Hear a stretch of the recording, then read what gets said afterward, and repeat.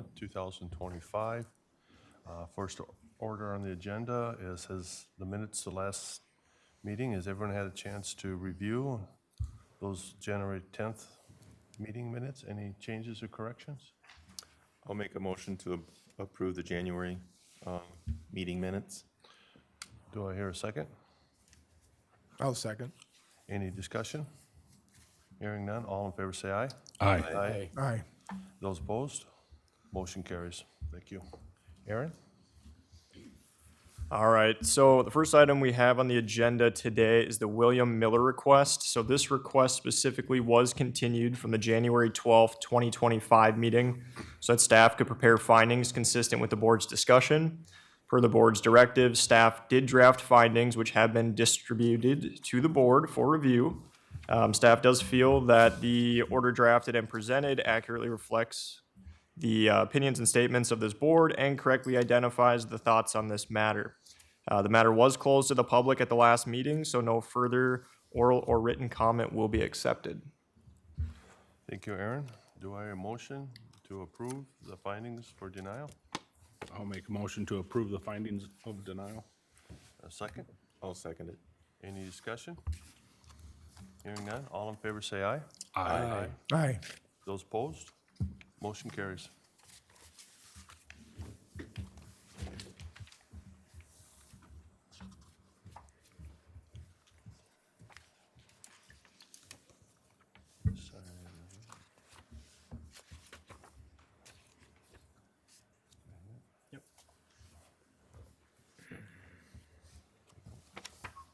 Thank you.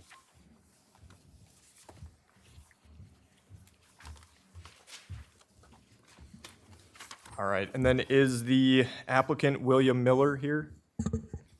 Is anyone here? William Miller? I guess one last time I'll call for William Miller. Seeing as the applicant is not present, it should be noted that the minutes will be mailed, or sorry, not the minutes, the copy of the findings, notice, and order of denial will be mailed to the applicant.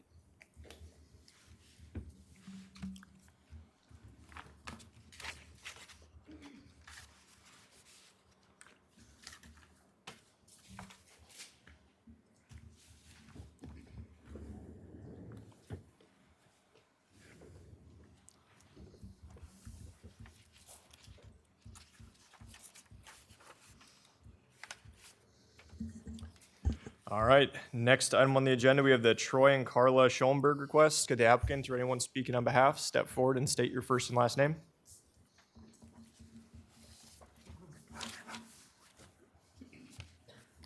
Carla Schoenberg. Troy Schoenberg. Bernie Miller. All right, so I'll give an overview here. The request, it is located at 6191 Osland Avenue Northwest in Southside Township. The property is 0.87 acres, zoned urban rural transition, and located on East Lake Sylvia, which is classified as general development. The request is to construct a livable space and deck addition to the existing home that would be 22.4 feet from the ordinary high water of a general development lake and located within the bluff. It was continued from the December 6th, 2024 meeting to today's meeting so that a site inspection could be conducted. I do believe an updated plan came in. I have a copy of it uploaded to the PowerPoint. It did come in late yesterday afternoon once the staff reports and everything were printed. So I'm hoping the applicant could explain the changes made once I'm done with this overview. Variance is still required to construct the livable space and deck addition to the existing home because it would be located within the 75-foot setback from the ordinary high water line of a general development lake, and it's located within the bluff, which has a 30-foot top of bluff setback. The township, they did approve of the original request based on the location of the existing home already within the bluff, and the new addition will be further from the water and a good distance from the top of bluff. No written comment from the public was received, so that will wrap up my overview. Thank you, Aaron. Does the applicant have anything wish to add? Sure. We are Troy and Carla Schoenberg, as stated. We purchased this home back in 2013. It's on East Lake Sylvia. It was built in 1969, and nothing really has been done to that since then. Right down to we still have carpet in the kitchen. So our intent is to update the home and keep the same number of bedrooms that we have now, but we really want to make the main level wheelchair accessible. I have rheumatoid arthritis, and my husband has Parkinson's, quite several cases of it in his family. So we really think it's going to be a need in the future to have wider doorways and all one-level living on that main level. So this seems like a good time to make that plan for that. We've been on the lake for a dozen years. We've really been good stewards of it, and that's what our really plan is continue. Even though we have nearly an acre lot, like most lake lots, there's always problems, right, and constraints. So we've made a lot of concessions. We've been working with Bernie and Brandon to try and stay within that. By redoing the main level, it is pushing us a few feet into that bluff.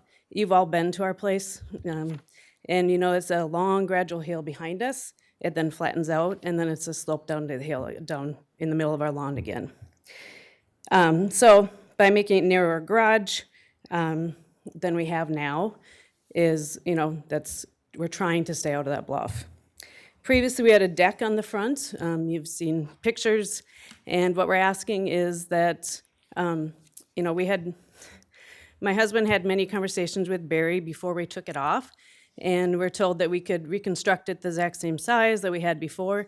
What we were not aware of is that there was a time constraint on it. So what we're asking is that we put the deck back on so we can use the patio door that's there, the same distance from the lake that we had it before. We will make it much smaller and just use straight out, you know, we're not going to put the whole deck back on, but we just want to be able to use that patio door that we had. We had to take it off because it was rotting. We don't want our kids to get hurt. We don't want the neighbors to walk on and get hurt. So there was a reason behind it. And lastly, since our last meeting, as Aaron noted, that we did make the design change to push back. You can see it right up next to the existing house. We knocked out that little corner to get it back to the 65 feet that you recommended. So thank you for your time and consideration today. Thank you. Bernie? Yeah, I'll just reiterate a couple things. So, you know, we listened to some of the comments from the previous meeting and tried to get a sense maybe what some things were concerns maybe from the site visit as well. And so initially the plan was, you know, to direct the home designer to, you know, try to stay within the boundaries as much as possible, try to, you know, at least stay 65 feet back if we can, and stay out of the bluff. As it turned out, there was one little area that did not meet the 65 feet, so that's about an 8 by 2 foot 9 inch area that they had adjusted the plans on now, so they could get back. I know 65 feet is not the setback, but you know, just we heard that concern, so we thought we'd try to adjust that.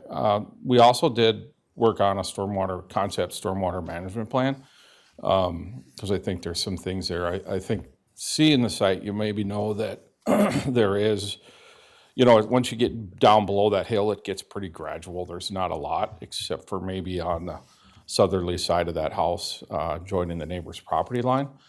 And there's really not a lot of watershed in that area. So we kind of focused on some ideas on how to straighten that area up and direct the water and have a normal buffer. And I can certainly show some of the concepts of what we're thinking. And if you want to put the viewer up, maybe you can see. So yeah, so there is, when you look at the drainage, it's pretty well handled on everything north of the house, but there still will be water coming around that side of the house. And with this addition, I think we're gonna have a little bit more water on the north side. We'd rather have it on the north side than the south side. This is a long gradual slope. They don't have any erosion problems now. He says it's so flat in the way it's almost terraced right now. There is never been an issue there, and we don't anticipate that changing, but there would be a good portion of this water going this way. We do have a potential for somewhere over in here. We could do a vegetated swale and maybe some no-mow buffer along there that would and try to encourage the water to, as much as practical, go that direction. On the south side of the house, I think that there would be possibly, there's possibly a need, and I think maybe you've seen, he had started to put a tile in there and stuff. You know, and anytime we would go into a pipe or a tile or something like that, if we do that, you know, that creates a lot of energy out the end and can create more erosion. So if we go that route, even if we don't, we would have a swale in there that would be a little more aggressive slope than on the other side of the driveway. So we would probably put like a riprap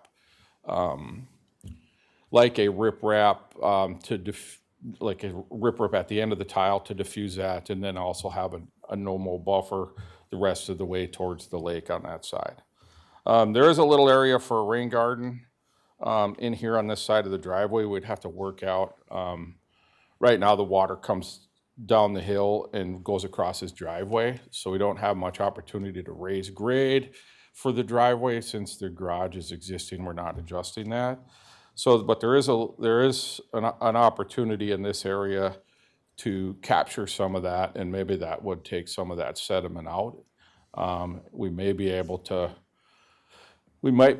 get an overflow underneath the driveway or something. Otherwise, it might have to overflow over the driveway, and so that might take some of that sediment out that maybe is being carried, or leaf debris or anything, vegetation or anything out, and just try to keep it away from the lakeside. So, but with that, I did do a little exhibit, just thinking about it last night, did it this morning here, and I can pass it out, but it just shows basically the, just kind of clarifies how much of this that doesn't meet the setback of the house.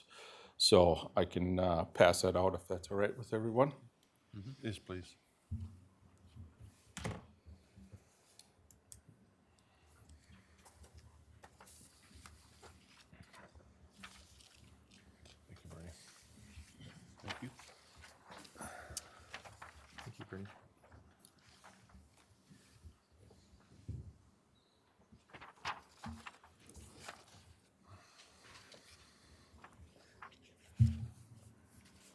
And again, the house is a non-conforming structure, so no matter any addition would require a variance. So, this just clarifies what part of that and how much square footage that would be not meeting the 75 square feet. So it's 266 square feet. Couple other things to point out that, when we look at the building coverage and impervious coverage, with this addition, it would still be at 9.6%, so well underneath the 15. And the total proposed impervious would be at 20.9. And just a note that does also include the road that's up top. There's actually about 1,338 square feet of road we're counting. So the total impervious actually is less than 3%, more than 3%, almost 4% actually less than this if we weren't to count the road. So really, it's, almost down to 16, 17% if we were not to count the road up top. So. Thank you, Bernie. Any other comments you'd like to make? What I'll do is open this up to the public. Is there anyone in the public that has a question or a concern? If you do, please step forward. Not seeing anybody, we'll take this conversation up to the board. And Dan? I want to thank you for listening to us and making some of the changes. I know looking at that 65-foot setback and that little jog in there, but we're still at that number, and you did it for us, and we're able to do it. So I appreciate that. As far as the deck out front, I don't have a problem with the deck out front, just simply because going there on the site inspection, there's not much argument. There was a deck there, and time constraints and misunderstandings and that type of thing, I can understand that. Financial, just time constraints can be a challenge. So with the deck out front and what they're proposing there, I don't have anything with that. with what you're proposing for the house, I have challenges going back into, more into the bluff or into that area. But it's an existing house. It was built in the sixties. For any addition, we're gonna have to do a little something. With that being said, it means a lot to me for where the coverage is and the house coverage. I mean, we're well below the 25%. The home coverage is well below what's existing. And I really wanna you to continue with the water management that you're bringing up, you know, because it does, when we were out there, it does get flat out there. I think that's important. So other than listening to what some of the other board members have got to say, I think some of what they're proposing today, I can go along with. I mean, we're meeting our 65-foot setback. I don't like to see any more encroachment, but for anything we do to the house, we're going to encroach some. They are coming in with water management. They're bringing it around the side, like when we were out there and we were talking about with the tile or something to control that. They're controlling the water with the rain garden. You know, hopefully they can do a tile underneath, but if they can't, they'll have to figure out some way to let it spill over across the driveway. With a native along the side over there going into the lake should help and improve things. So, I mean, the house was existing, so I guess that's kind of where I'm looking at for that. Thank you, Dan. Dan? Yeah, I was having a little tougher time with the part by the neighbors. The deck I'm okay with too, along with Dan, but because it was such a steep slope I felt there. Today you've answered some of that with trying to cut that water down. So now I'm kind of a mixed feeling on it, so. But I was pretty much thinking anything to the south would be kind of out of question, just because trying to control that water is gonna be a really tough time doing.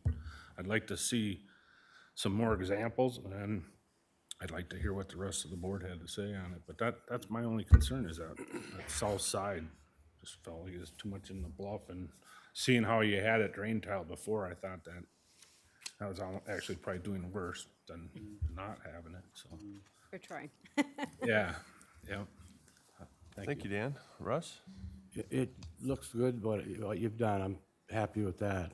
But this water control, is that, somebody design that, or is that just something you guys put together to control the way the water, you know, the green strip down below?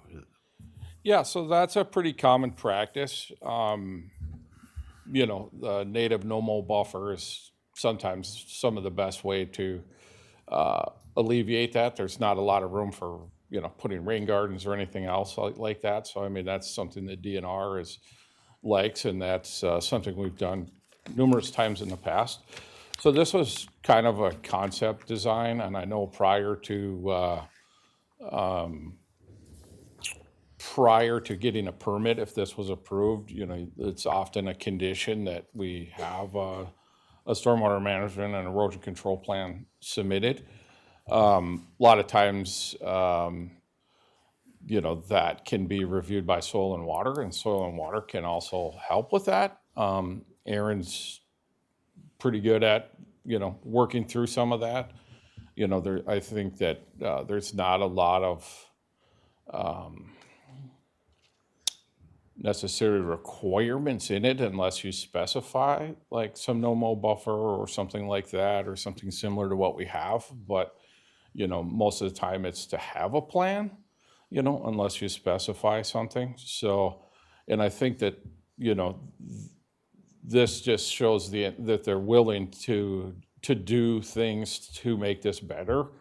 And I know in the past, we've had some that had no-mow buffers, and the county followed up on inspections and, you know, went out and checked on. We had some with rain gardens. They went out, you know, the clients had told me that, you know, Barry had been out and checked on them. And it's, you know, it is an effective way. There's, you know, there's not a lot of options left that you can possibly do.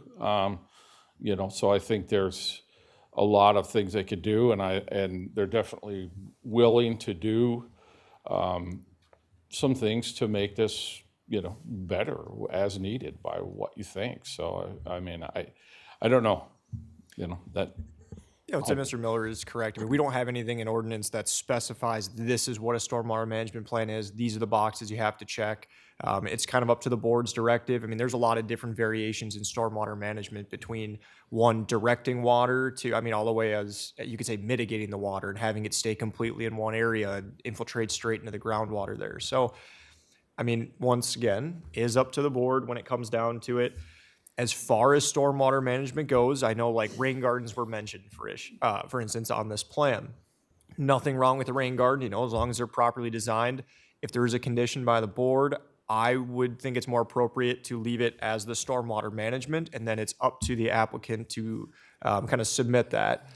Let's just say the rain garden is great for a few years, and they're sick of maintaining it, and they're like, there's another solution out there that allows them to, maintain the same kind of water management as a rain garden, then they don't have to come back to the Board of Adjustment. We had one where it was specified specifically, I think maybe 2 years ago, rain garden.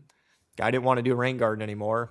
I said, unfortunately, got to go back to the Board of Adjustment, even though there's probably another alternative that does the same, essential water management.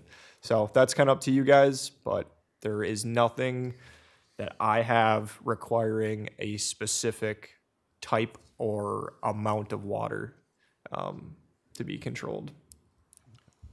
Thank you, Aaron. Anything else, Russ? Yeah, I think I'm done. Okay, thank you, Russ. Bob? Okay.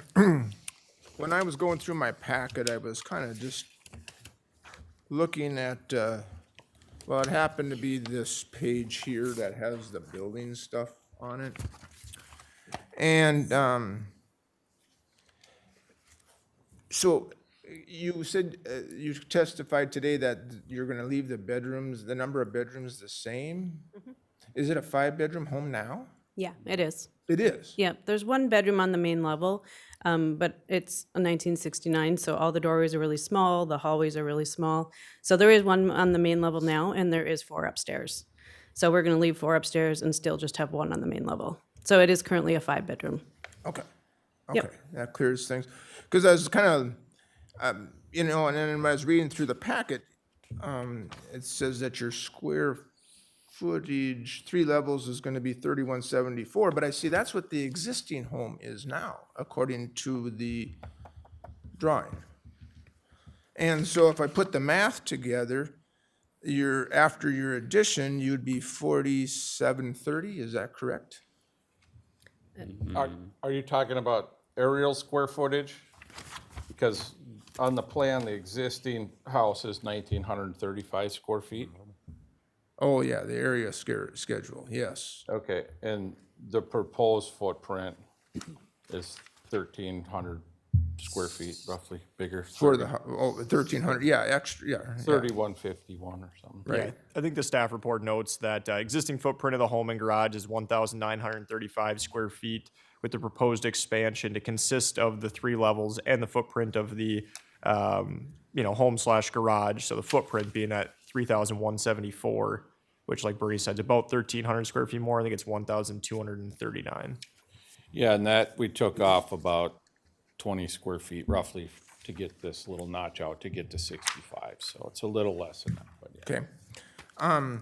And I guess my question is to Mr. Ball, is, you say you're comfortable with the deck. Does that include the proposed deck as well? Because I see that the proposed deck is going to be 22 feet from the ordinary higher water mark, and that's from me to Mr. Miller, from the water. I mean, and it's very close. On the site inspection, I went down there physically onto that patio and stood there, and it is very close. I mean, that house is, if we're gonna talk about this house being placed here today, it's a very different conversation, but this was built in 1969, and the deck was on it, and they're replacing what was existing. Even though part of it says proposed? Well, the proposed is going to be replacing what was Oh, existing. okay. Okay, so it did go, the existing did go all the way to the corner. Yes. Okay. Yes. Okay. All right. Because that was, yes, that was, for me, was going to be a contention, but when you go down there and do the site inspection and you walk around there, you can see where the old deck was on the patio. I mean, it's all, the house along the side of the house has still got the stain. So it was there, May I mention something besides having pictures of it. in this conversation? Hang on one second, once Bob gets done. For sure. Right, okay, if you don't mind. So you're okay, Dan, with replacing the whole deck the way it was? Or If just that that's their little? choice, but they're not proposing Yeah, they're that, only proposing a just a little. small area there. Okay, okay. I just wanted to clarify. Okay, okay. Yeah, otherwise, a stormwater plan does seem appropriate here because of what I've heard. I was not at the site inspection. My uncle lives right across the lake from this, so we see this, so I'm familiar with it. And so a stormwater management plan, I think, is pertinent. Yeah, it's just, I guess if that kind of answers some of my questions that I had. Thank you, Bob. Yeah, I think they've shared a lot of my viewpoints. However, I look at that south side into that, into your neighbor, and I do have some concerns about that.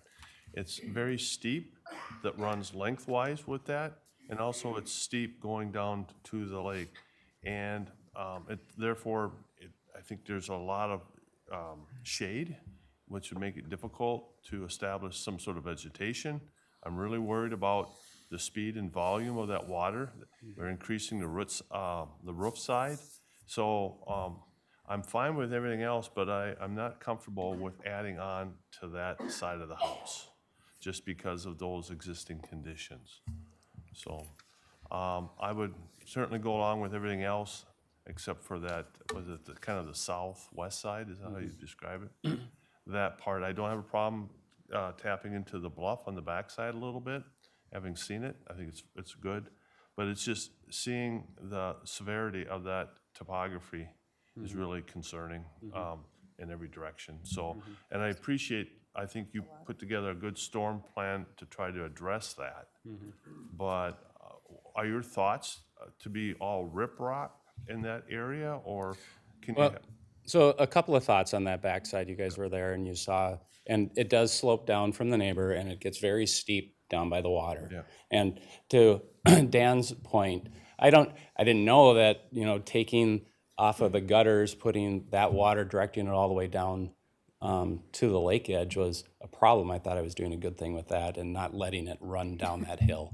But really now we don't have a lot of water that flows down behind the house on the south side of the house. If you look at the topography of how that water kind of comes down, and you guys were there, the majority of the water comes around the other side of the house. We've been there for a dozen years and we haven't had any more erosion in the back of the house. I'm open to, doing whatever I need to do. If we do riprap down that steep part, if that's the correct way to do it to stop that water, I'm open to that. At the bottom, we can do, like we had proposed, the no mow or some type of vegetation there that will stop that erosion as well. From living there, I just don't see we haven't ever seen a water problem in the back of the house like that.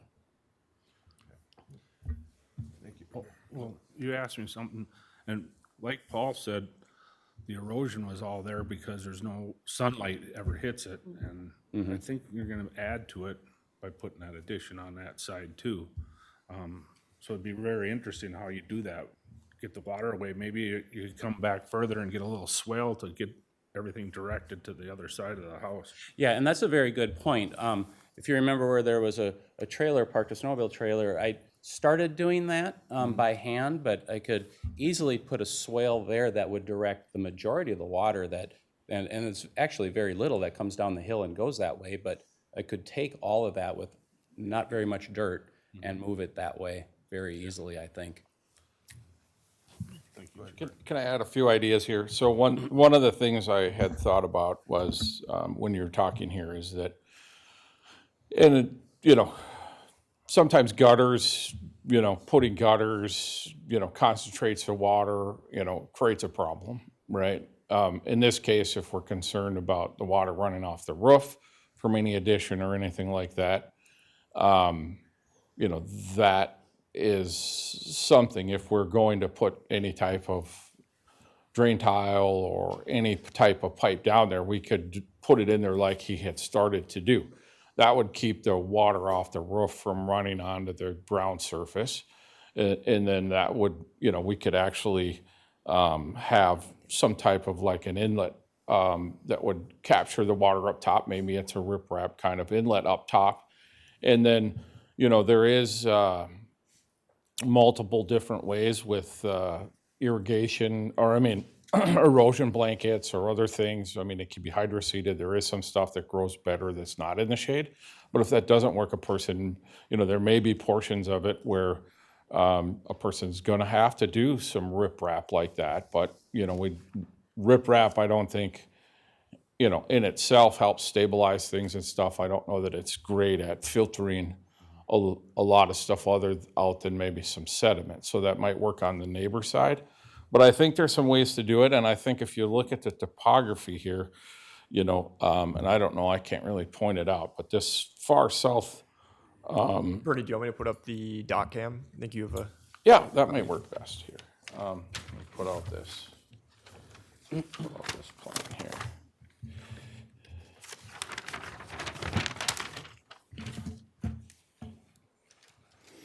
Yeah, so right to me, this, where my finger is, right now, this water and after we do the addition is going to take all the water from this side of this and go this way. So currently, it does basically the same thing right now. So the only water that we're getting is coming off the neighbors, over on this side. And so they're kind of being, a little bit, I would say, penalized. If you try to do a swale in there, you're going to have to, in order to dig that down and stuff, you're going to end up creating more steeper slopes and have more erosion. So I think that our plan was to, I think we still are going to have a little bit of a swale up top here. And then once we get down towards the house, it starts to slope away from the house here. So this water will just continue right down through that area. So I honestly think it could be easily handled. I think there's a number of different ways to do it. They certainly don't want to have an erosion problem on that side of the house, and I think I would be willing to do something.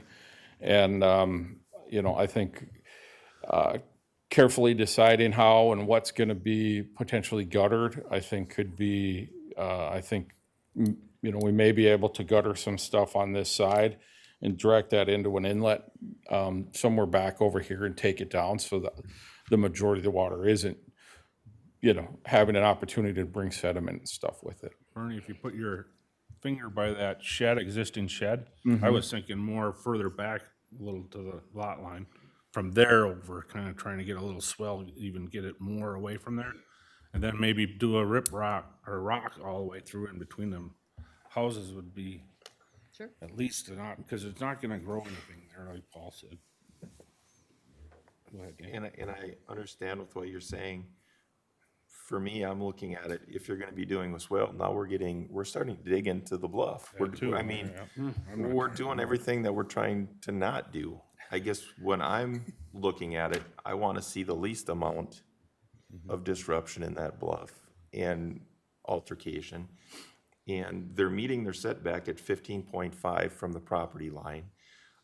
If you recall, when we were out there, that existing house to the left, that house was how many feet higher than this house? Because there's an embankment there coming down to this property.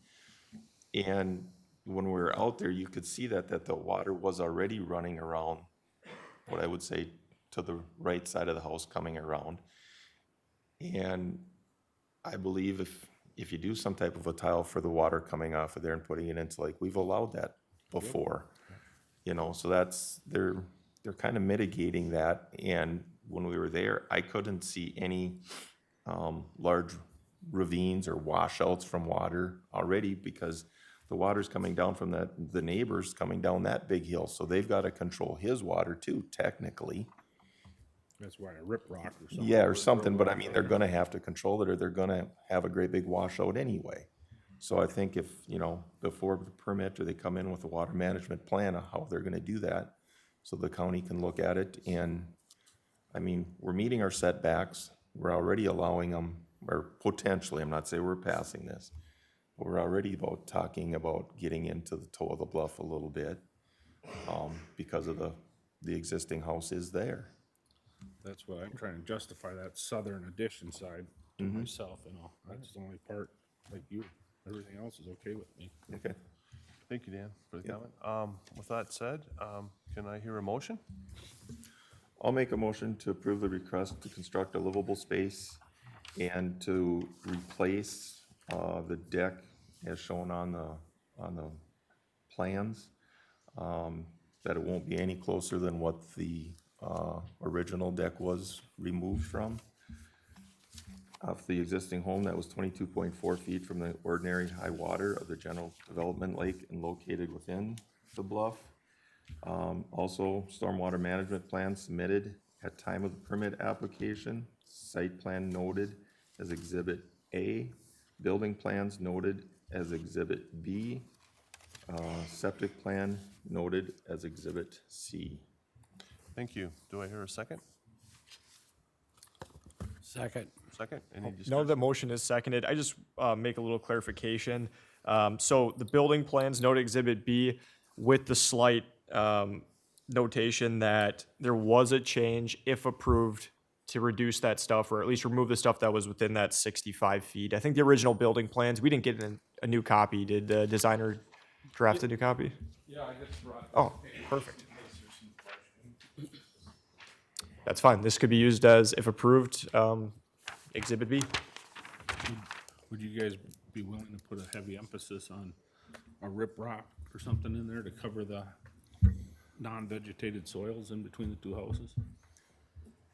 With the storm management, but a With heavy the storm, emphasis. I guess that would go with the storm management plan. I guess I would, I don't know if I want to specify it because Just a heavy emphasis, I don't have to, if it's Yeah. a better way, but. I guess I don't want to specify it because then it, I think, my opinion, if I may, is the applicants have just demonstrated a real genuine desire to control the management. So that's a good indicator that they'll follow through on. And number two, they have Bernie involved as well, as someone that is reliable and is very much in touch with the law. So I feel very comfortable that they would be able to address. You guys are making me feel better about it too. Okay. Okay. All right, so any further discussion? Hearing none, all in favor say aye. Aye. Aye. Aye. Those opposed? Motion carries. Thank you. Thank you.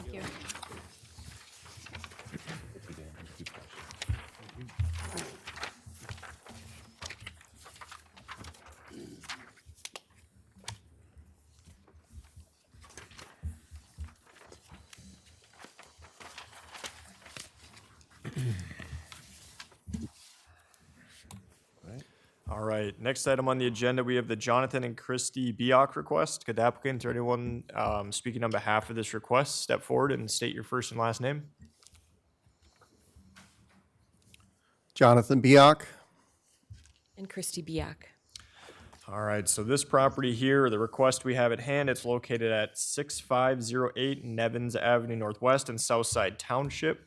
Property, it's 10.02 acres and zone general agriculture. Request is to allow a building to be used for a home extended business 310 feet from the nearest neighboring residence. A variance is required to allow a building for a home extended business 310 feet from the nearest neighboring residence because 500 feet is required. The township approves of the request because the neighbor is okay with the business operation. The neighbor to the south does not object to granting the variance, and their home is, let's see here. Yep, and that person that commented, so neighbor to the south directly references the one that is affected by this or located within 500 feet. It'll also be noted that while this proposed variance request relates to the property owner wanting a home extended business on the reference property, the Board of Adjustment does not have the authority to grant the use, but it does have the authority to allow the proposed building to be within that 500-foot setback, you know, assuming planning commission were to approve of that use. So the only two properties I could see that would really show that 500-foot setback is there's a development up here, and then that neighbor's home is right here. So this is the reference property. This right here is the area that is outside of the setback, 500 feet from here and 500 feet from here. And the proposed, or I shouldn't say proposed building is already existing, and it's kind of right in this area here. It was just constructed recently, so we don't have an updated aerial photo. So that right there will wrap up my overview. Thank you, Aaron. Does the applicant have anything wish to add to that? No, we're just, as Aaron said, we were here on January 13th to meet with planning and zoning and seek information for the conditional use permit. And that's when we learned about this setback requirement of 500 feet. That's what brings us here asking for a variance today. Thank you. With no further comments, I'll open it up to the public. Is there anyone in the public that has any questions or concerns? I'm not seeing any, so we'll take the conversation. And Dan? Thank you, sir.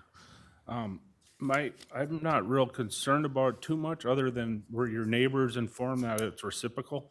So then they can't put an addition without coming in front of the board either, right? That's a little different. I think that has to do with more the feedlot stuff that was discussed. Yeah, this would be if in the future they were to further expand their thing, because there's no issue with the house really being that close. It's their building that's being too close. Sure. So it is a little different situation than regarding feedlots. So if they were to come in for an additional permit, they wouldn't have to come through the board if it, Yep. as long as It would be if they would want to somehow expand that building or whatever, they would have to come back to potentially BOA and potentially Planning Commission again. Thank you. Okay, that's all my only concern. Thank you. Dan. Russ? What, this building that you're building, what are you gonna use that for? Well, the building is already there. It was constructed last year.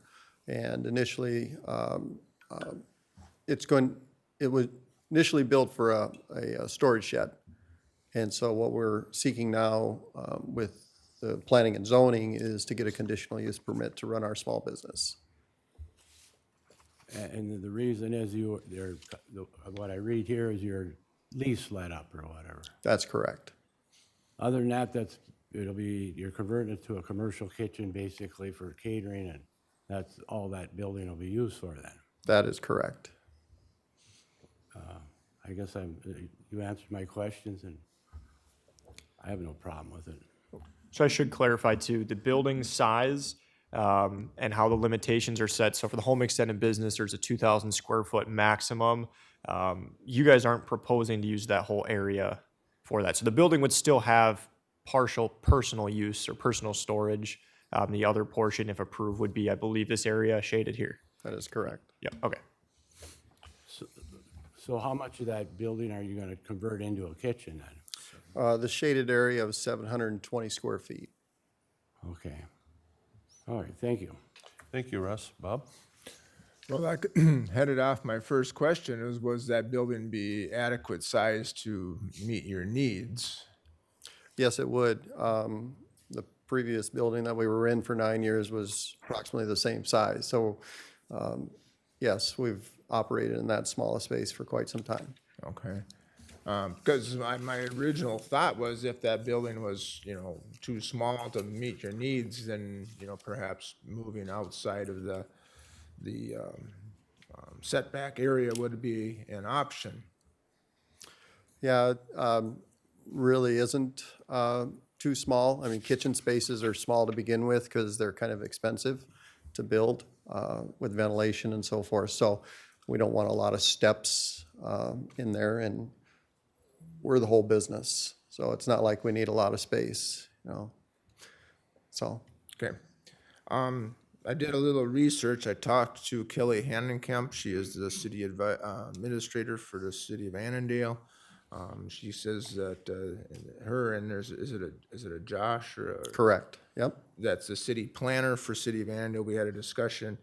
City of Annandale does not have any problem with this proposal whatsoever, or having. I know it's not us to decide whether they have the home-based business there, but even having a home-based business there, they do not have any concerns with that. Is the conversation that I had with them. So, yeah, I guess if they're gonna use a building that's already there, I guess, and it suits their needs, I guess that's, something that I guess I'm willing to support. Okay. Thank you, Bob. Dan? And looking at it, the building, I think the building we've been told, the building was already built before this proposal or this idea came up. I'm looking at the neighbors don't have a problem with it, the townships don't have a problem with it. Outside of the 500 feet, there isn't any other heavy development in there, so I don't have a problem Okay. going along with it. Thank you, Dan. And likewise, they've expressed most of my thoughts as well. With that said, do I hear a motion? I'll make a motion to request, or to allow the building used for a home extended business at 310 foot, the nearest neighboring, 310 feet from the nearest neighboring residence, with the consideration of being the site sketch as Exhibit A. Thank you, Dan. Do I hear a second? I'll second it. Second it. Any discussion?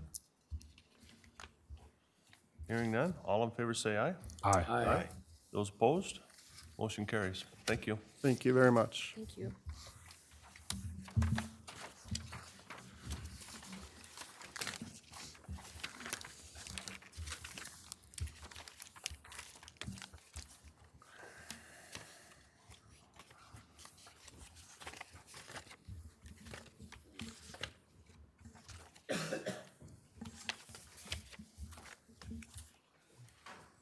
Ready? All right, next item on the agenda, we have the Jeffrey and Tamara Janke request, or Jonke. Could the applicant or anyone speaking on behalf step forward and state your first and last name? My name is Jeffrey Jonke. Tamara Jonke, but I go by Mara. Rory Nordgren. All right, so we have a request located at 13095 79th Street, Northwest and Southside Township. The property is about 0.30 acres, zoned urban rural transition, and located on Lake John, which is classified as recreational development. Existing building coverage that we have out there is 12.5%, and existing impervious coverage is 24%. There was a previous variance request in 2013 that approved a 10-foot by 16-foot entry/porch addition to the side of the cabin. This request specifically, we're looking for a 7-foot by 16-foot and a 13-foot by 26-foot livable space addition to the existing home.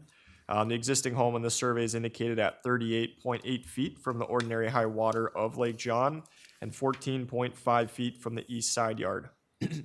Proposed building coverage would be at 15.9%, and proposed impervious surface would be 24.3%. Another thing that does come up is the lowest floor elevation. So for this specific lake, or their proposed is going to be 1057.25 feet in NGVD 29 datum. That's usually what the DNR goes off of. And the variance is required then to do that, because obviously the home is within the lake setback, which is 100 feet. It's within the side yard, which is 15 feet. Proposed building coverage at 15.9% is over the 15% maximum. And then as far as elevation goes, technically we're supposed to be at 1058.25. The township does approve of the request because the sidewalls and floor elevation match the existing structure. The additions would also be on the back side of the home from the lake. And we did not receive any written comment from the public. So that would wrap up my overview. I guess turn it back to the board. Thank you, Aaron. Does the applicants have anything wish to add? Yeah, I'd just like to add a little bit about the addition that we're proposing to add on to the cabin. The cabin was built back in 1961. We purchased it back in August of 2023. When we had purchased this place, we were kind of looking for a place to retire. And this was the perfect home to do that. And what we're proposing to do is to add on to it to make it livable for any style of living. we're gonna try to make it a year-round home, add a utility room to handle all the utilities, bring everything up onto the main level. And the space that's there right now, we would just like to make it a little bigger, and re-insulate it and make it more efficient. So is what we're looking for. And accessible doorways. Yeah, and there's the bathroom in there. Some of the hallways are really narrow, so we're trying to open them up because we're not really young anymore. So as time goes on, we're gonna need a little bit more room to maneuver in there. Maybe. Thank you. Anything you wish to add? Anything? Any comments? No. Okay. With that, we'll open it up for questions for the public. Anybody there have any questions or concerns? Not seeing any. We'll take it up here. And Russ, could you get us started? This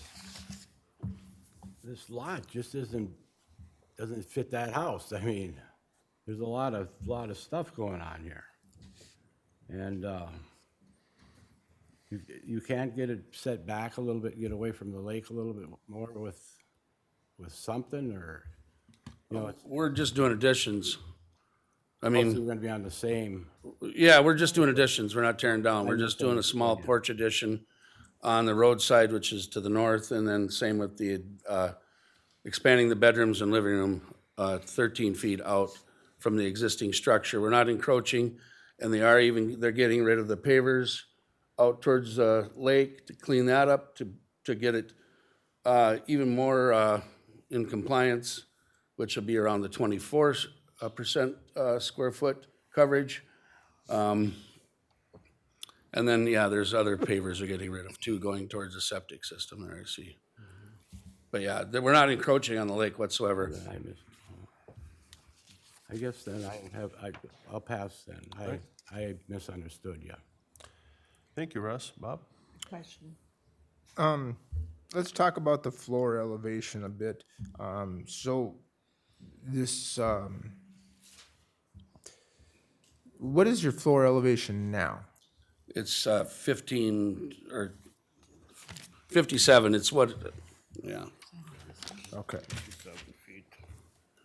1057.25. Yes, 1057, Okay. And so you're proposing that the additions be at the same? same height, which 1057 is 3 feet above ordinary high water. Technically, if we were to tear it down, we'd have to go to the 1058. So what we want to do is match, floor height, so it doesn't, so the rooms ain't, we're stepping up or in or splitting a room in half with a step, so. That's where my next question was headed, is if these were gonna be standalone rooms, then it wouldn't really matter if there was a step up to get into it Well, or not. handicap accessible if you're doing this with bigger doors and everything. But I mean, they're not standalone rooms, they're extending the sunroom out and then extending, Sure. changing the bedrooms and bathroom. We're changing the layout there so we can get a utility room, make the bathroom bigger so it's more accessible. Okay, And we're not adding bedrooms or nothing like that. okay, So, all right. I see the side setback, east side yard setback is at 14 and a half. I don't have a problem with 6 inches on that. We can't, the 38.8 feet from the ordinary high water mark, that's not changing. No. So I don't have a problem with that. The 15.9, I think we've always held to the building coverage at 15, so that's something that you will have to address. I won't vote for it at 15.9, so that's something that you will have to address. As far as a difficulty, I guess I can see that if, being, more accessible for people as they age, I guess that's certainly something that should be considered. Let's see, what else have I got written here?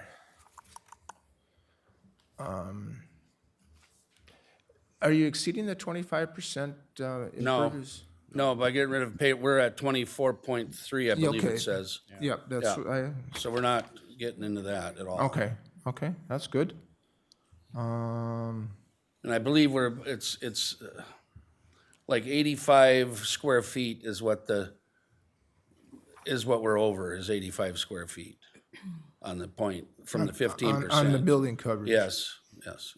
Okay, well, that's still something that, in my opinion, you're gonna have to address, so, that's on. Thank you, Bob. Dan?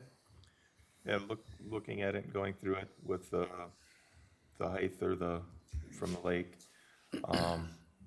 I understand a step. That doesn't work. You're gonna wanna match in and come level. The existing house is there. To put a step in it, in my opinion, doesn't work. The applicants made the comment that this was, when you found it in 2003, it was the perfect home. You're here, so it's not the perfect home. So that's a challenge we're here at. And like Bob, I do agree with him. The lot is only so big, and we can only get to 15% coverage as far as the home goes, or lot coverage, and we're over. So we've got to figure out some way to get that to 15%. I appreciate getting the impervious down to the 24, removing the pavers, taking care of those things. But that 15% coverage for home coverage is going to be an issue for me also. So I'll pass it on. All right, thank you, Dan. Dan? Yeah, I agree with Dan and Bob on that, and Russ, I believe, said something about the 15.9% would be a 15. What year was this house built? 1961. 61, and it's got a crawl space underneath, Correct. Yeah. gravel or concrete? It's gravel and then plastic. Okay. Yeah. Is there a lot of rot in there or anything? Because usually I find these are all rotted out at the bottom. No, it's very well kept up. Because one part for me is if we allow that addition, then you come back and say, well, this is all rotted, so now we're gonna replace all this and cherry it out a little bit. Yeah, no, it was inspected. It's Okay. good. Yeah. Because I'm thinking it'd be a good time to move the whole house back and build what you need if you're at that point, where you're putting on some fairly good sized additions to a house that's that big. So there's something to think about if there was rot and stuff in there, but, like those guys, the 15.9 is definitely too much. It's 15 for me. I'll go with that. Thank So you, I'll Dan. point out just on the building plans, I know there was discussion initially, and the applicants could speak on behalf, right? There's like a little cellar door access. They do have a crawl space currently. Based on state kind of standards, we can't allow the crawl space because of the elevation. Even though it's existing, they can't match that. So we do have it noted on here, kind of no crawl space proposed below. They can maintain what's already there, just the additional portion, which is like right here. They wouldn't have that. And so that part, being that is the new addition, that would have to meet the standard, which is the 1057.25 or whatnot, which supposedly should match the existing floor. So, is it states, are they passing that state at 1057.25? 1057 is County, the right? state's 3 feet above the highest known water level. The county itself is 4 feet. We are a little bit more restricted than the state when it comes to that. If we were matching the state's number, they wouldn't even have to list that as a variance on here. We would just tell them they still can't do the crawl space. Sure. So, and if they were to redesign or rebuild the entire home, even if it's an exact replacement, they would have to now bring it back up to the required elevations. So, which would likely mean no crawl space. Okay, thank you, Dan. Yeah, I share a lot of the same thoughts as well. And the question I have for you is, in listening to the other board members, would you be able to meet that 15%?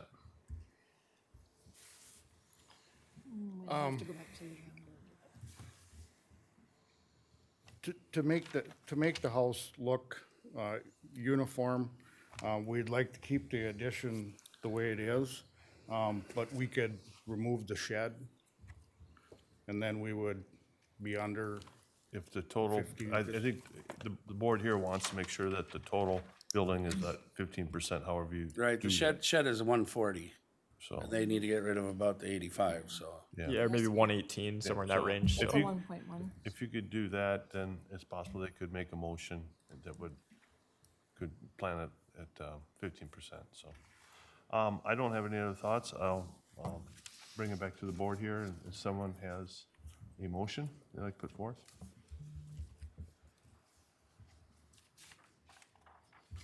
I guess I'll take a stab at it here. I'll make a motion to construct a 7-foot by 16-foot, 112 square foot, and a 13-foot by 26-foot, 338 square foot livable space addition to the existing home that is 38.8 feet from the ordinary high water mark of Lake John and 14.5 feet from the east side yard. The building coverage cannot exceed 15%, and the lowest floor elevation additions would be at or above 1,057.25 feet. And site plan noted as Exhibit A and building plans noted as Exhibit B. Thank you, Dan. Do I hear a second? I'll second. Second, any further discussion? could we just note that the datum would be NGVD 29? The state fluctuates when it comes to flood elevations using the 88 datum and the 29 datum, and it's not very consistent from what I've seen. So just clarifying it here would be beneficial. And so noted. Also. All right, thank you. No more discussion. All in favor, say aye. Aye. Aye.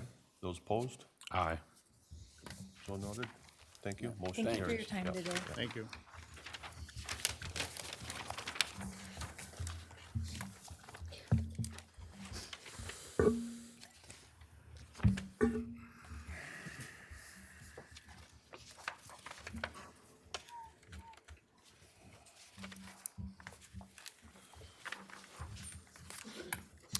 All right, next item on the agenda, we have the Andrew Bengston request. Could the applicant or anyone speaking on behalf please step forward and state your first and last name?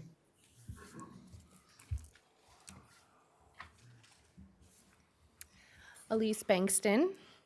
Andrew Bankston? Maisie Bankston. So we've got a request here located in Rockford Township. The properties that are going to be involved are PID 215-100-031-300, which is 4.56 acres, and PID 215-100-032-400, which is 61.9 acres. Both of those parcels are zoned general agriculture. Parcel ending in 031-300 was created in 2017 with a deed restriction. I believe that is Bankston's current residence, Correct. that parcel. The request was continued from the January 10th, 2025 meeting, so the applicant could speak with the township, so a township response could be provided to the board. And this request specifically would be to add that 4.5 acres to an existing 4.56 acre entitlement division, which would create a total of about 9 acres, or just over. But it would include about 6.5 acres of prime soils, whereas 2.5 acres is the maximum. The township did approve of the request, and I did not receive any written responses from the public, so that will wrap up my overview. Thank you, Aaron. Applicant have anything you wish to add? I guess we spoke kind of at length last time while we were here. One of the things that I would like to add, and this isn't making light of anybody else's comment in regards to this, but the home that we built, we plan to live the rest of our life in. We have the 36-inch doors. We have a one-level living. We have everything that we need in regards to that. One of the things that I believe was brought up previously is the next owner. I plan to be there till the day I die. Hopefully another 40 or plus more years, right? And so in regards to the use of the land, we do see and will continue to use it as the ag presence that it is. I know that we made mention last time that we hope to purchase more land out of this 61, if at all possible, financially later on, but kind of exhausted this section of our funds at the moment.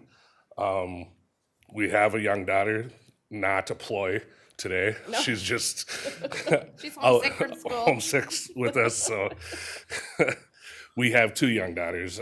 So at minimum, we moved out here about 10 years ago. We've been a part of the community the entire time. We found the piece of land. We built our house. We continue. And another piece, I can't remember. Maybe it was you, Mr. Vick, that had said nobody wants to farm a wedged piece of land. Oh, it was Mr. Mole. All right.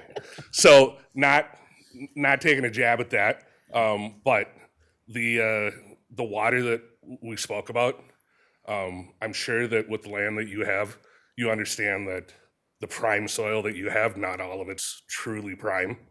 And that's where Mr. LeBute and Yoko came in with this additional piece because, again, this is a fairly steep hill turnaround area for him.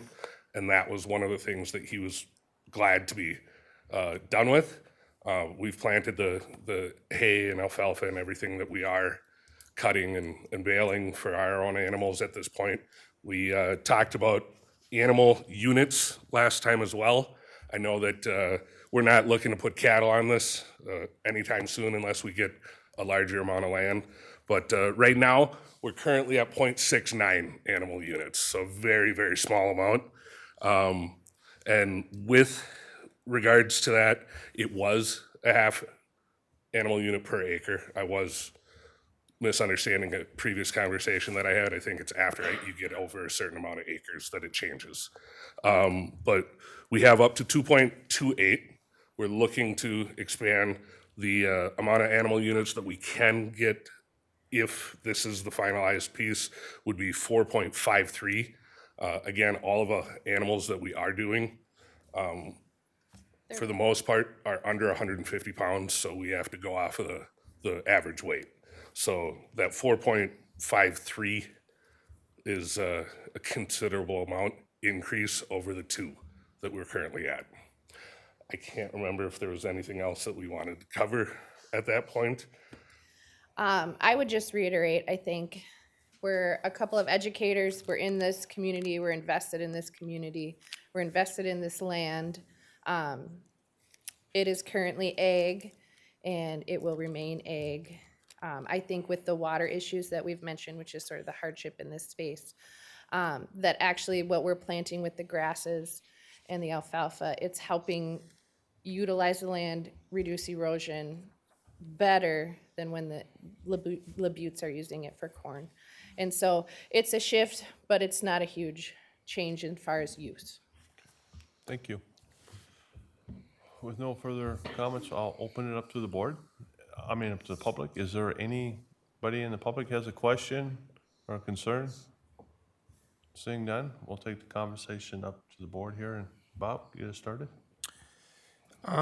So you mentioned that you have a water issue. How does purchasing this property fix your water problem? It doesn't necessarily fix it, but it allows us more use because the drawings that I had given before, I don't know if all of them are in there, but to the bottom of that Z connecting the 2 pieces, we do have water that came up with the rains last year all the way to that point. So where we were planning on making our gardens and doing additional pastures, we had water where if we walked with our mud boots, we were definitely sinking the entire time while we were walking in that area, unable to plant anything. So it solves it by giving us a usable space in the back and then keeping filtering that water from that wetland on the other side, not necessarily a wetland, I guess, a wet area is what it was called, but helping keep that from washing out into the LeBute field as well. Okay. You had mentioned that, your intent is to keep it ag. So have you had conversation with the owner of that property to purchase, a 40 or make it a 40? At some point, yes. I don't know if any of you have spoken with Mr. LeBute. I'm a Marine. He's a Marine. Some of the things that we said probably can't be said in this room, but let's just say it's not until the day he dies at this moment, or Yoko tells him he has to. So it's going to be a moment off in the distance for timing on purchasing that. I've brought up, and he has thought about, if we purchase a 20 or a 40, where if we go straight back on the west line there, yeah, on the side of the house west, straight back, I think it would turn into like 22.3 acres. He is not opposed to that if he could continue farming most of it, and we would only be able to extend our pasture area a little bit at that point, and that would be a lease back type thing at that point. Otherwise, we have talked about a 40. The 40 becomes a little bit more difficult. I know that you guys had stated you like the square plots.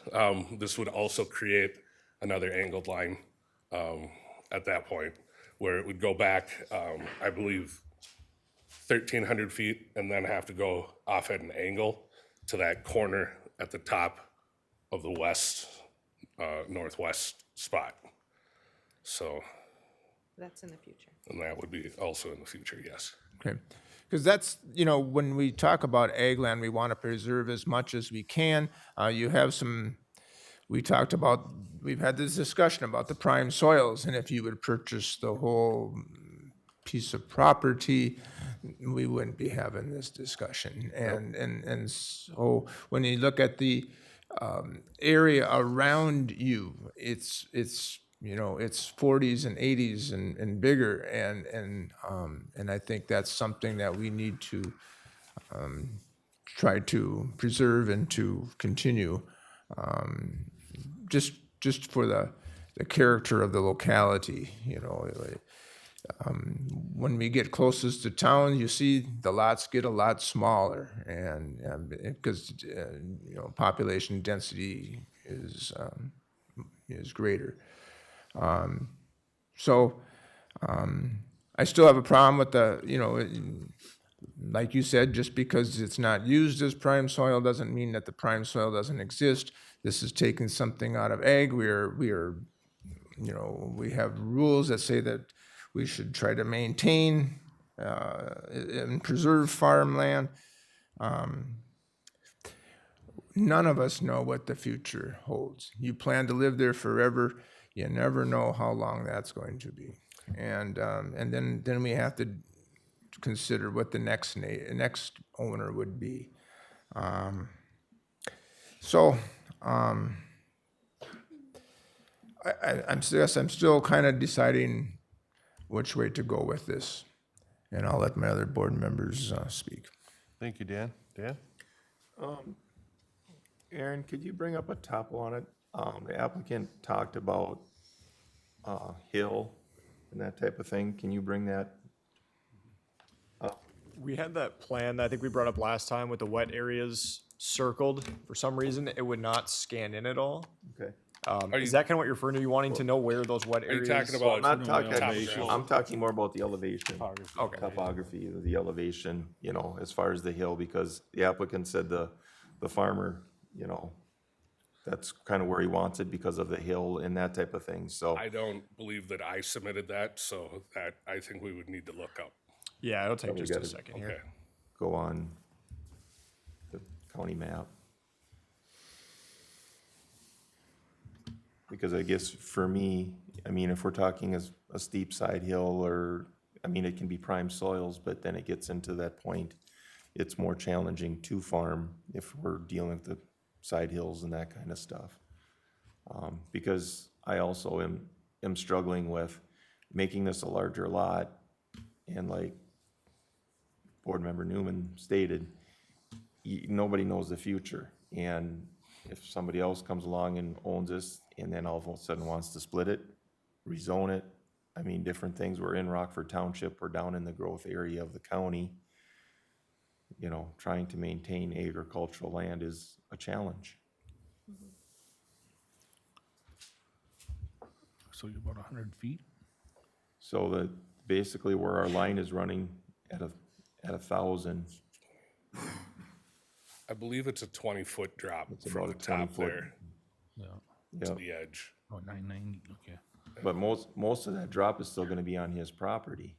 I don't believe so, because if you go back to the picture with the line on it, we cut that off, and if you go out and look at the property, Basically, the line is at the bottom of the we hill. are the bottom, Yeah. and that's, I think I had said I was cutting last year, and when I came around, I can't cut the edge any longer, because that's where all the water was.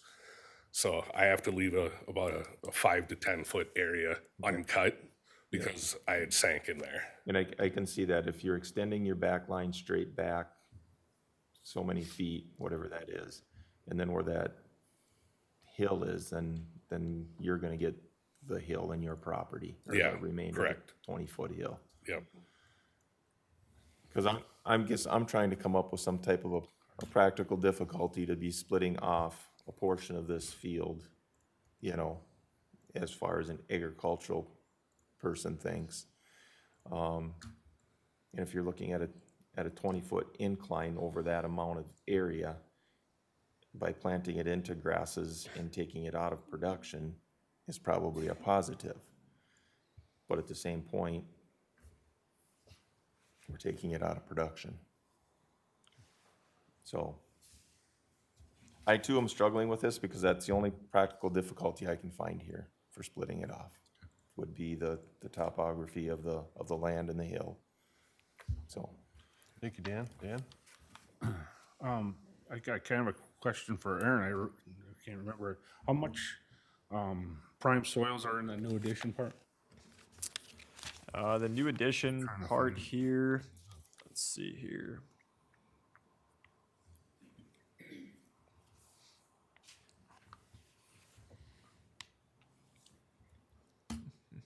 Are you talking the piece that we purchased? That you're purchasing, Yeah, it was 2.5 is what it was stated. Okay. The new And then it was the one, or I'm sorry, 2.06, I think, On yours? is the wet area and woods.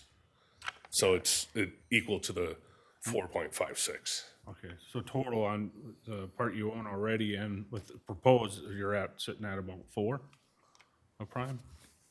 Because I don't see a lot on your existing lot with your house kind of took up all that prime.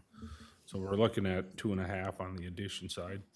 And, you know, I look at it as if we put an animal unit at 4.5 and then two parties agreeing and the township agrees, I guess I don't have an issue then, so. So I believe this request came in when I was out of office, right? I think, did you work with Scott initially in our office to get this We applied? talked about a year ago, and then I talked with, Oh, Tracy. Tracy, thank you. That's what, okay. Yes. So basically, I'll give you kind of a run on how it would be calculated though. Here's kind of the old photos. So this was created after 1978. So the part that would have been considered prime would have been anything green in this area here. So they really haven't changed a whole lot. It appears there hasn't been any really reduction in trees, anything like that. No. So as far as prime goes, this whole corner here would have been considered prime. They're existing, 4.5 acres, somewhere around probably 2, like you said, 2.5, and then almost the entirety here. We wouldn't count this little wetland spot up here.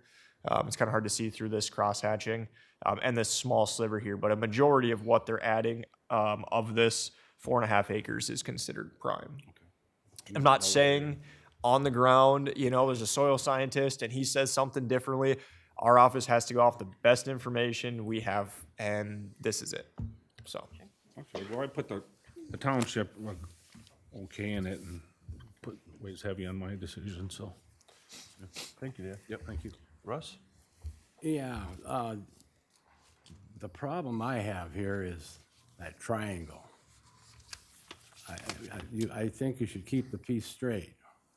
And if you don't have some kind of a contract with if you take the triangular piece, so down the road, something changes, we gotta go, it isn't a straight line, section line or a quarter line or whatever. I think it should go all the way through straight. Can I ask clarifying on that? all the way straight back and then over to the existing corner line. So adding that additional pie back into it to make a rectangle.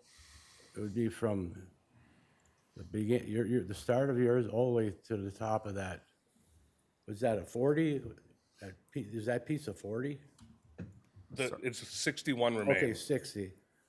But take 20 acres or you know what I'm saying, rather than the triangle. Do it right now. Do everything right away. Okay.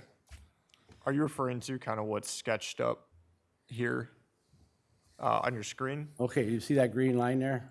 Yep. Do the whole strip. Yeah. Rather than put that triangle, you know, that goofy triangular piece in there. Because I mean, all you're doing is cutting up prime ground. Sure. We do have a contract with Mr. Labute for the angular one. You do have A 99-year lease at this point, yes. I still have a problem with it. It should go all the way through. Okay. Thank you, Russ.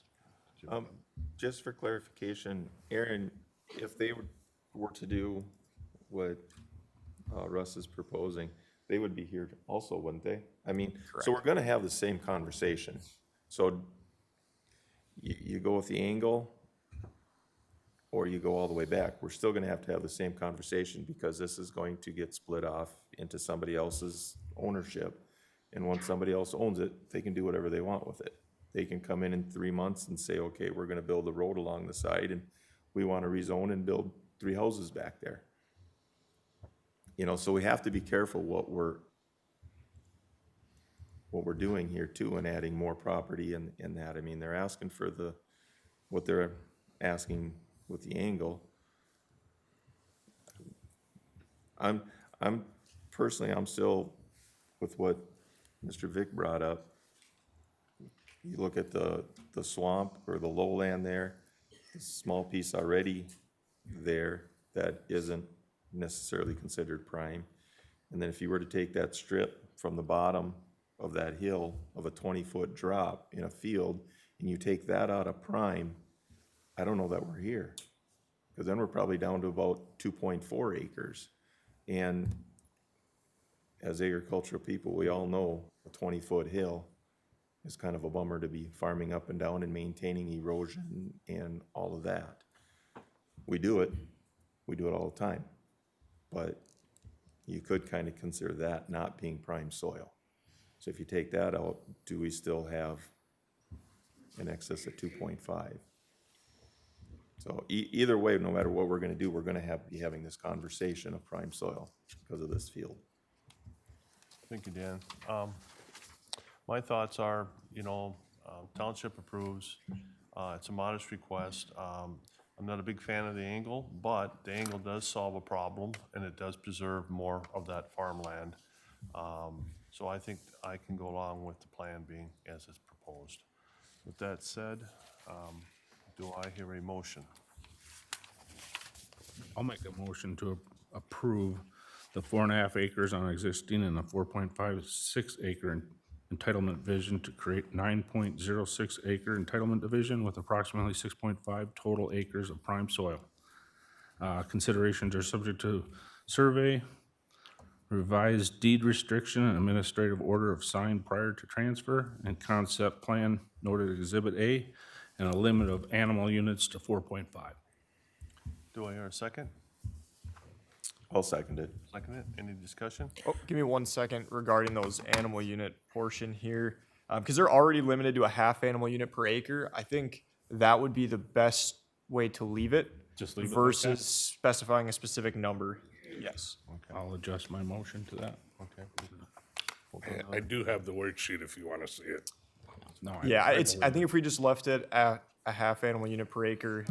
Tracy. Yeah, or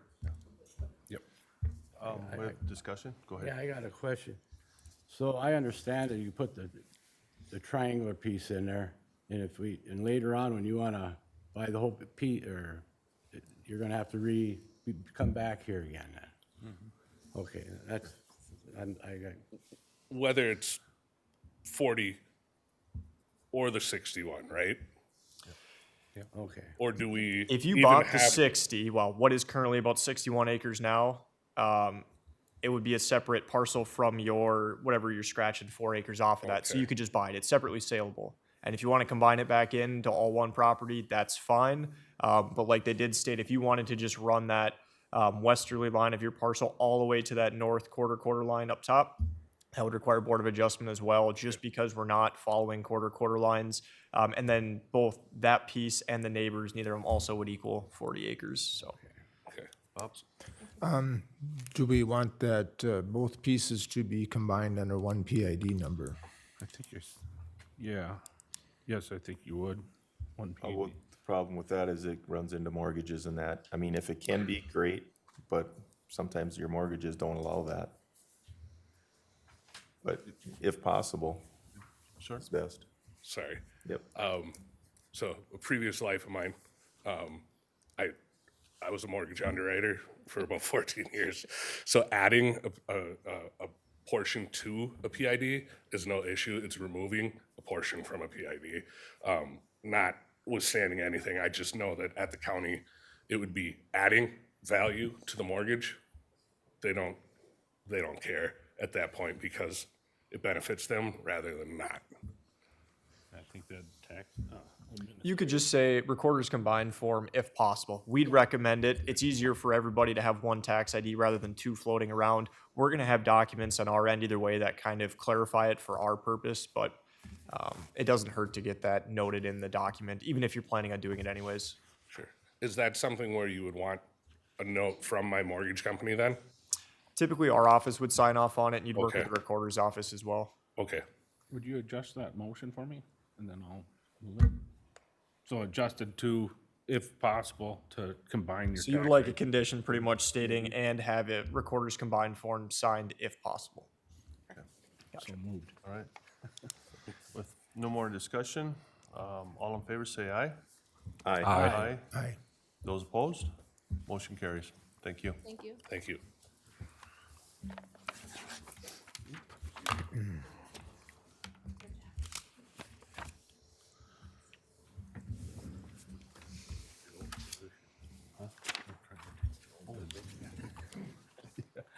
No, it moves along.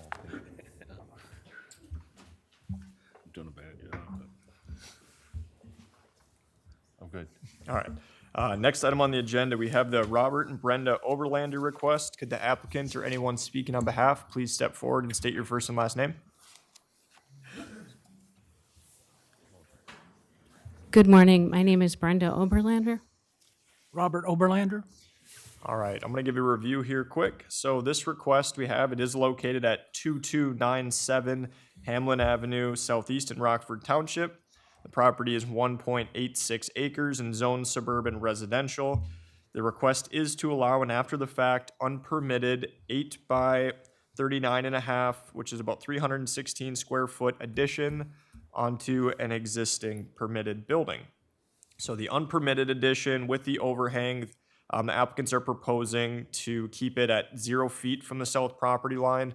The survey does indicate part of it is over the property line already. So the Board of Adjustment can't approve anything over the property line. So regardless, they'd have to reduce it back to that point. They're seeking the approval to keep it right at that property line then. So a variance is required to allow that after the fact.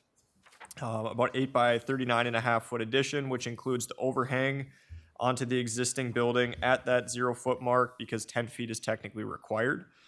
The township disapproves of the requests and discussed how they had not approved of prior similar requests.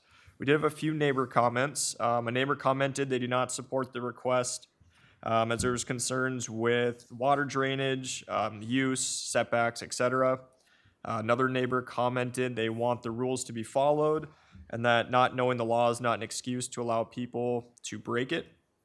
They also noted that if they couldn't ask for a variance beforehand, they have no right to receive a variance in the quote-unquote afterthought. Another neighbor did say that the side yard setback needs to be enforced, and that will wrap up my overview. Thank you, Aaron. Does the applicant have anything wish to add to that? Aaron, did you have the picture showing the shed? Yep. So the extension that we're discussing is the part where the overhead door is. We constructed the initial building to use for hanging out, to entertain. We thought we'd have enough room in there for storage, but when we finally got it built, it just wasn't the space that we thought it was. And so we had a lot of additional materials, ladders, yard equipment, things like that, and we wanted a place to put it. The other side of the building, there are 2 windows. On the south side, there are no windows, so we opted to put it on that side. All the projects that we've done in our yard, we've worked hard to do them as we could, and so in this particular case, it was a multi-step thing. It wasn't our original intention to add that, but we just wanted to try and neaten up our yard. We still have some of that to do, but we've buried the overhead wires. We worked with the neighbors to clear out the brush and everything. We took out the bad soil, we put in class 5. Another step, we put the cement in, and all of this being done, finally in the fall of 2020, it was being built. So we didn't keep it a secret. I had previously looked at the website thinking that under 200 square feet was something we could do. And originally, we were only gonna go 6 feet out, but with the overhead door, we still ended up with more of a custom door as it was, and that's how it got pushed out to the 8 feet. So that's how we got to that point.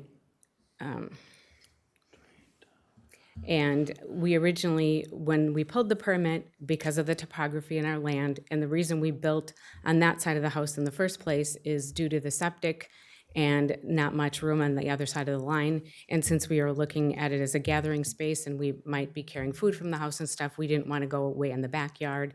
So this seemed the logical place to do that. But there was drain tile. There's another photo I submitted if he has it with all of the drain tile that we've installed in our yard to date. Is that handy, Aaron?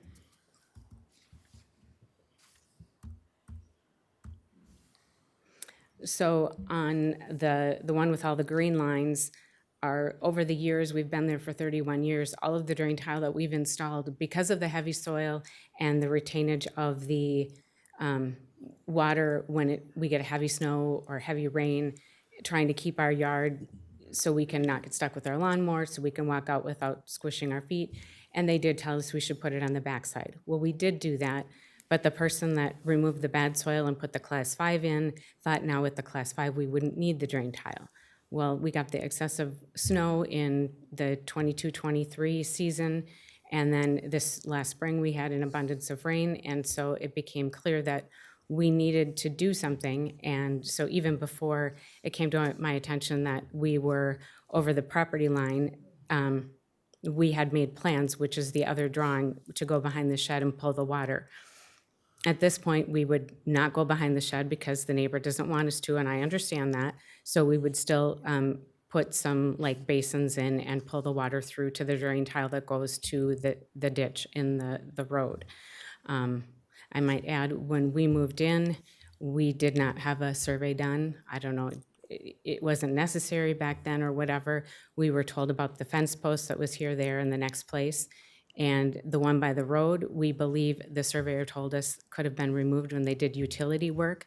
When we moved in, there were wooden electric poles, and they replaced those with the metal ones. And the one in the back corner, I think, grew in the tree. And so, yes, it was my mistake, but it was truly not in bad faith.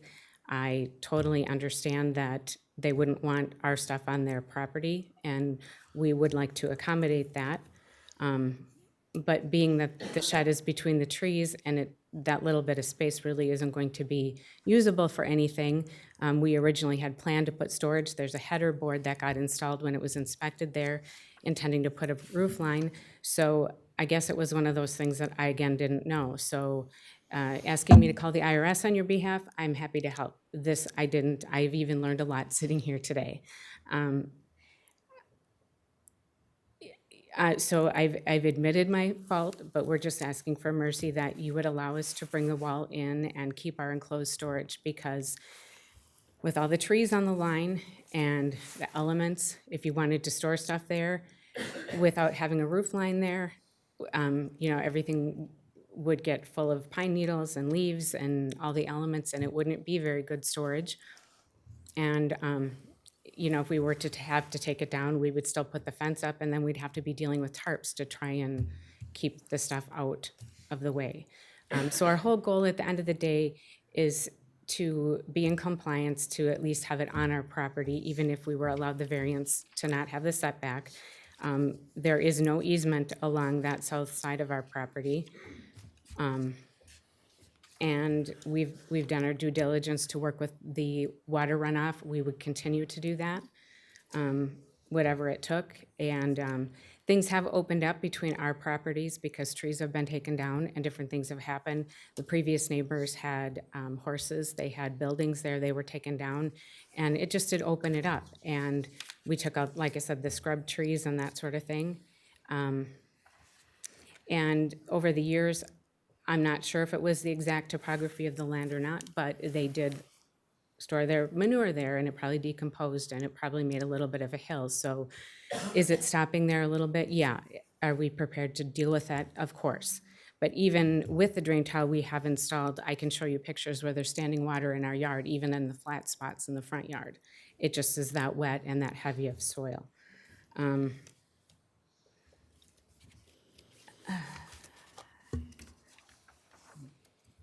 In any event, it just makes my heart sad that communications broke down, that we couldn't work together to get this resolved and have to bring it in front of you.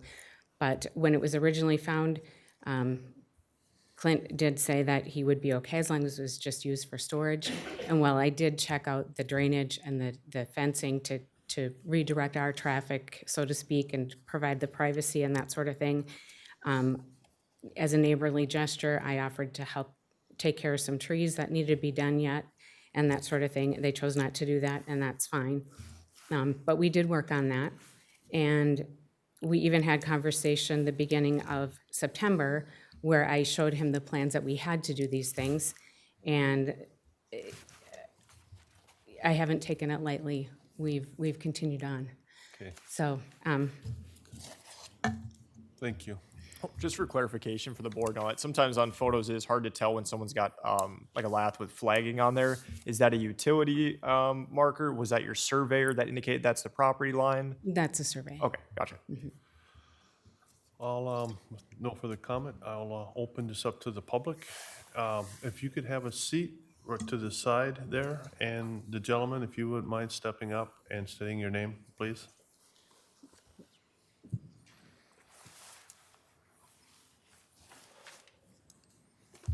My name is Clinton Forsyth, and I am the owner of the property south of the Oberlanders. So I am the main impacted neighbor to the shed. I'll come right out. I am not in favor of the variance as they have it proposed, and for a couple primary reasons. Water runoff has been a big issue with the shed there. The square footage of the roof captures a lot of snow, captures a lot of rain. And when it comes off that building, the water can no longer drain the natural way that it used to be. There's a slight rise there where those trees are, and that water gets trapped there and pushes it back up the property line. Another adjoining neighbor had her entire tree line just standing water.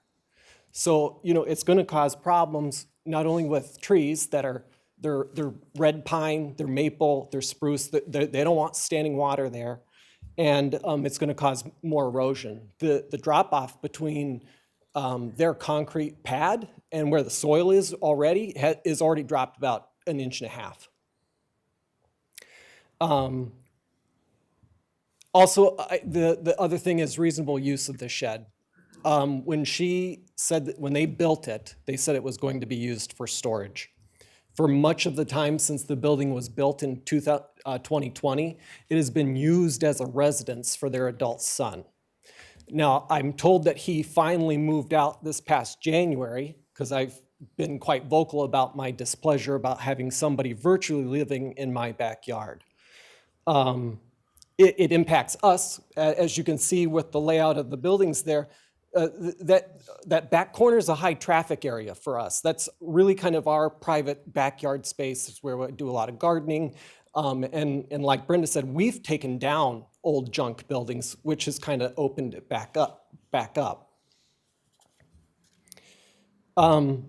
In my mind, I think we just need to future-proof the situation, right?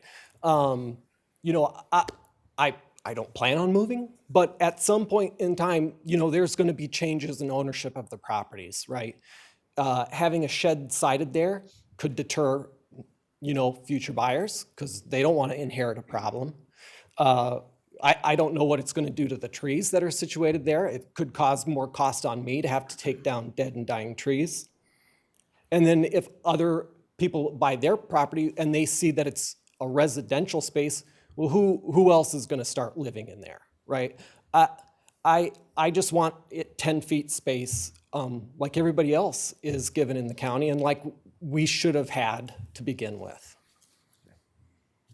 Thank you for your comments, appreciate it. If the applicants could step forward again, thank you. Is there any, any further comments from the public? Okay. We're going to take the conversation up to the board here. And Dan, you start again. I guess I'm perplexed on the point that you didn't get permits and that. As far as leaving the property as is with it right on the property line, something's got to be done because even if you're to remove it back to the property line, you can't even work on your shed. I mean, in theory, and not even in theory, in fact, you're gonna be trespassing just to put a nail in the wall or to fix the side of the shed if we were to leave it on the property line. And on top of that, you've been hearing all day today about water control and water coming down hills and this and that.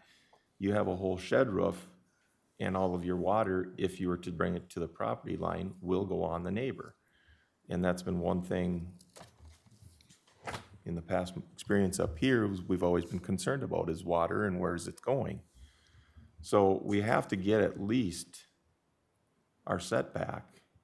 How wide is the addition that you added onto it?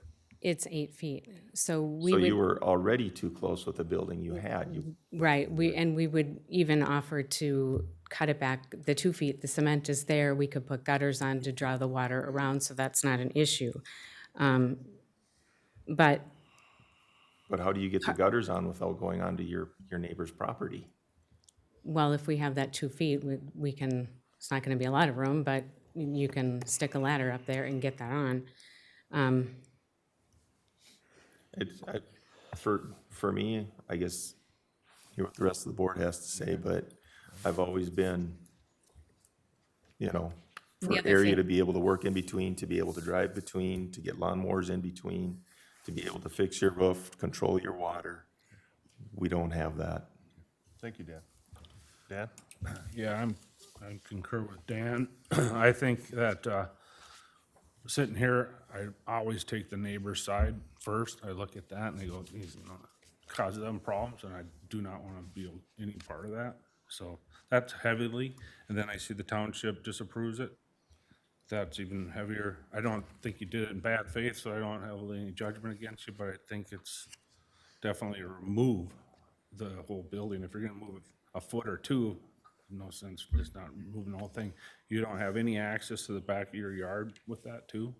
So I think you could have put a little, what's the allowance, 10 by 16 shed that you can put up without a permit on this? There's a lot of standards that come into play, but technically speaking, a standalone, let's say storage shed that's 200 square feet or less may be allowed without a permit, but still required to meet all setbacks. So if you can see on the plan up here, right, there's like a 16 by 30 with that covered porch part. That was legally permitted. Someone did bring it up that it's a little closer. The inspector signed off on it. I'm going to guess it was hard to get that perfect lot line measurement. So really the part that's in question is this 8 by whatever we talked about, 38, 39 and a half or so. So just the area in there, that's the part that's in question here. Does the concrete fall in that too? So that's where it gets a little tricky. So we don't have anything regarding setbacks for a concrete pad. If it's for, let's say, walking on, like a patio or a walkway. If it's for parking or driving, our ordinance says 5 feet from the side property line.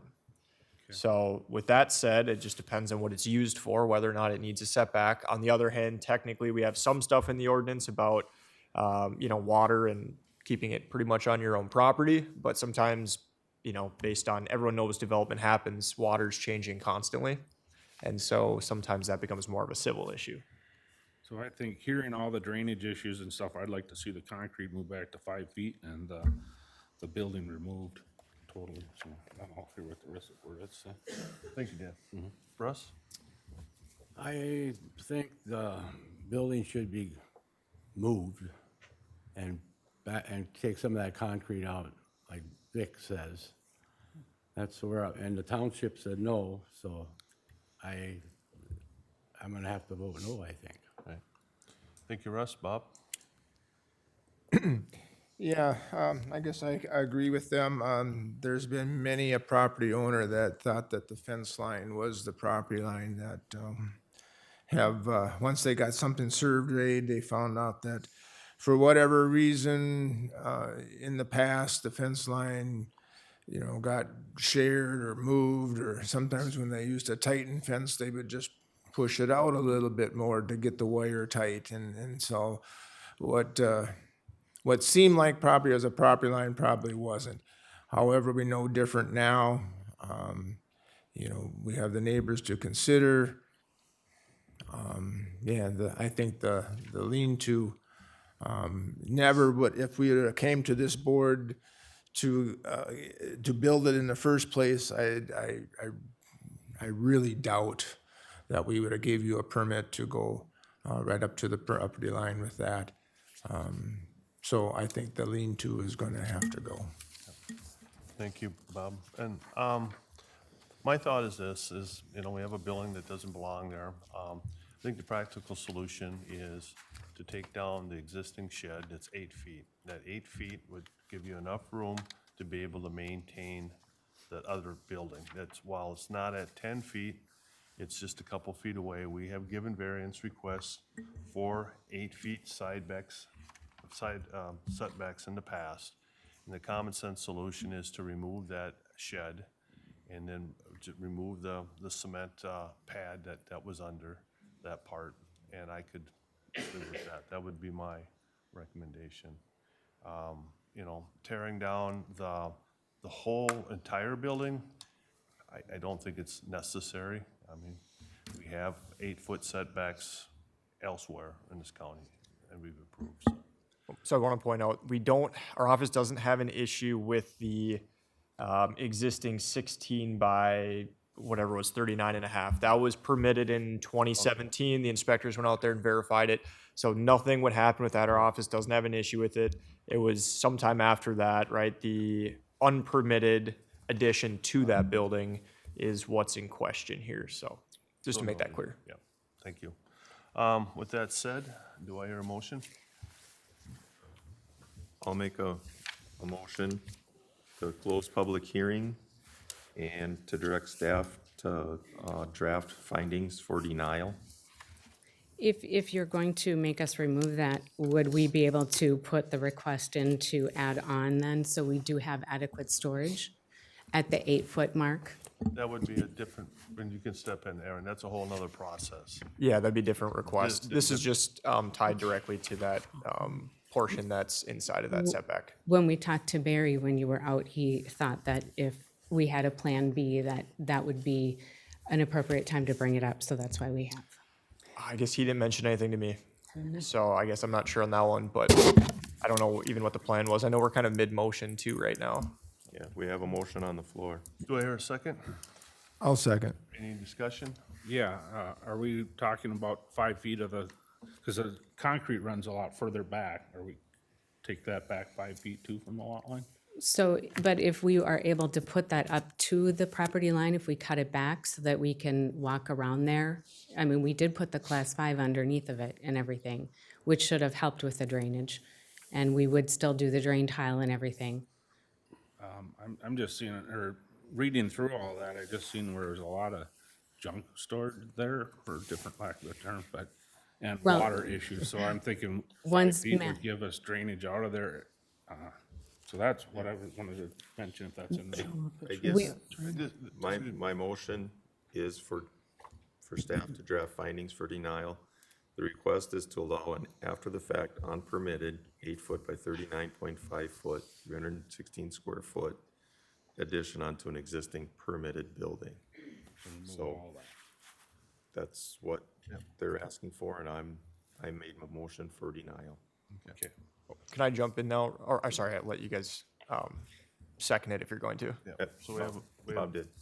Oh, we did? seconded, and we're open for discussion, so. Okay, so I just had a question here. So referring to the addition onto the building, what are you referring to? You want to take it over? Oh, you guys can show it on the document camera up there. Where's that?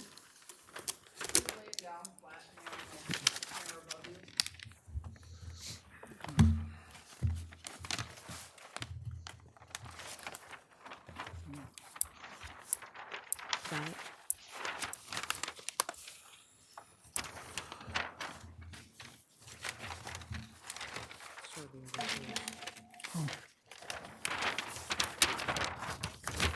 This is maybe not exact, but it's an idea to start with. So this would be the existing portion, the overhang.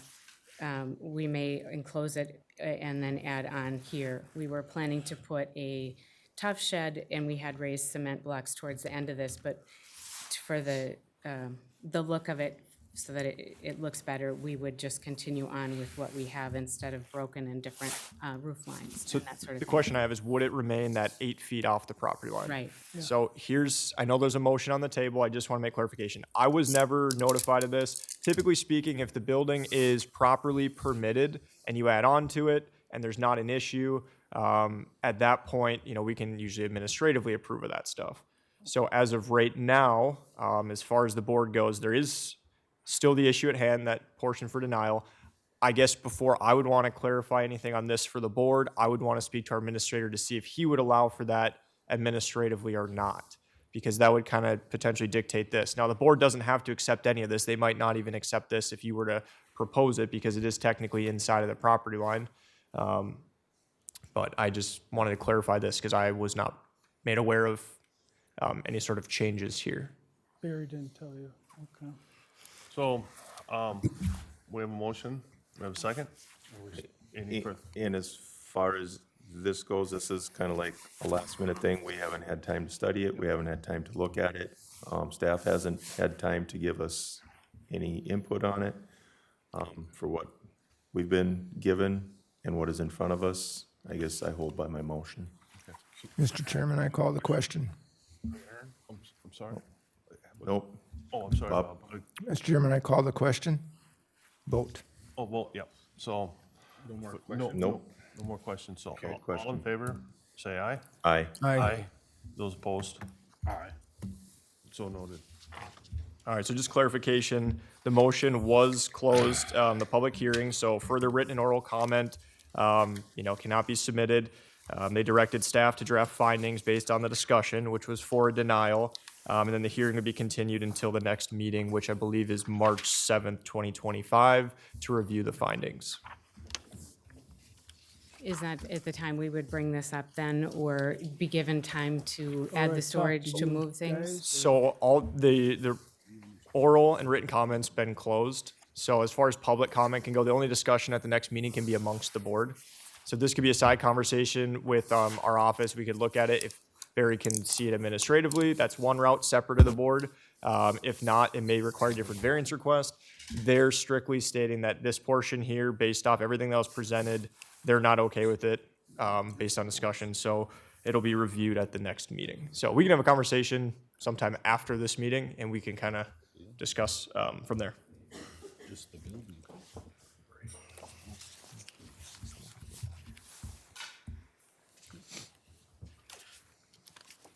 Thank you. So thank you.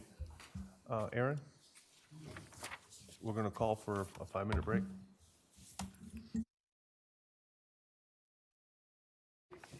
5-minute break.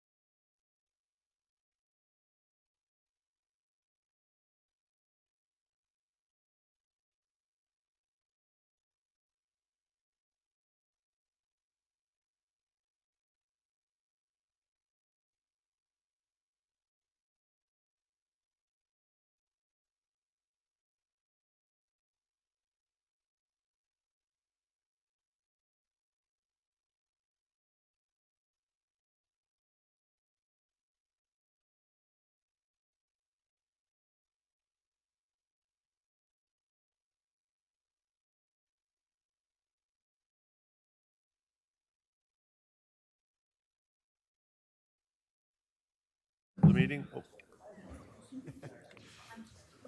Back to order.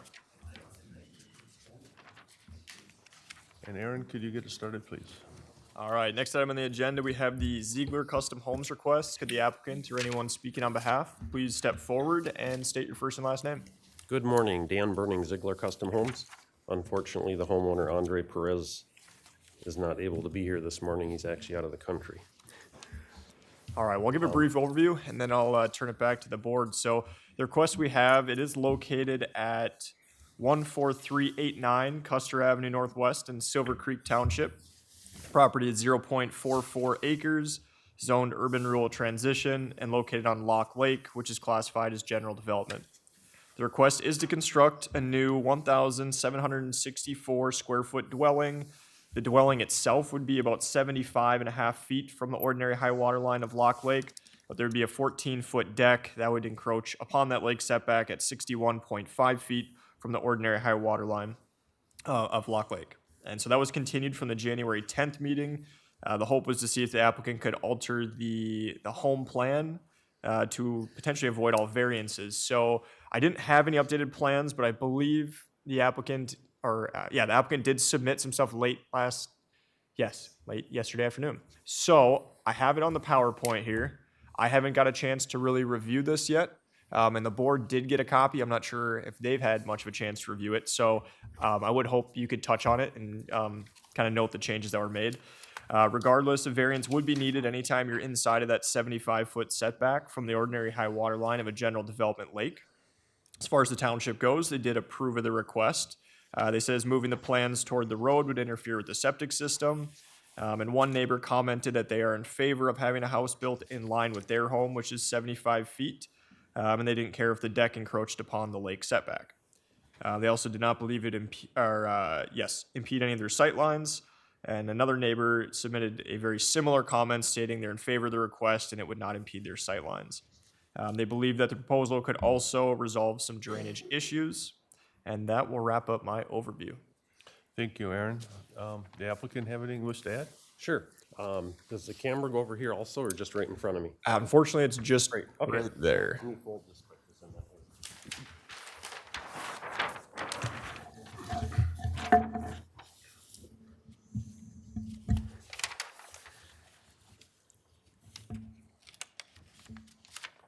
All right, does that look okay there? Yep. Okay, so since the last meeting, and again, appreciate able to represent this, from the prior comments, we did go back, worked with the surveyor and engineer to see what we could do to move the house forward. We first tried to move it ahead the full 14 feet to alleviate any variance request. But what happened when we did that is, up in the front here where I show, right now we have it proposed, we were able to move it ahead 4.5 feet. When we moved it ahead the full 15 feet, that dimension there, which right now we have at 19 feet, in order to be able to access the garage, which, you know, most vehicles are 17 to 20 feet long, so it doesn't really give a lot of room for a vehicle to get in there. But at the 19 feet, that leaves us about 3 feet to that drain field line, so we can still maintain the setback from that and keep the absorption area where we need it. So we went back again and then kind of redid it.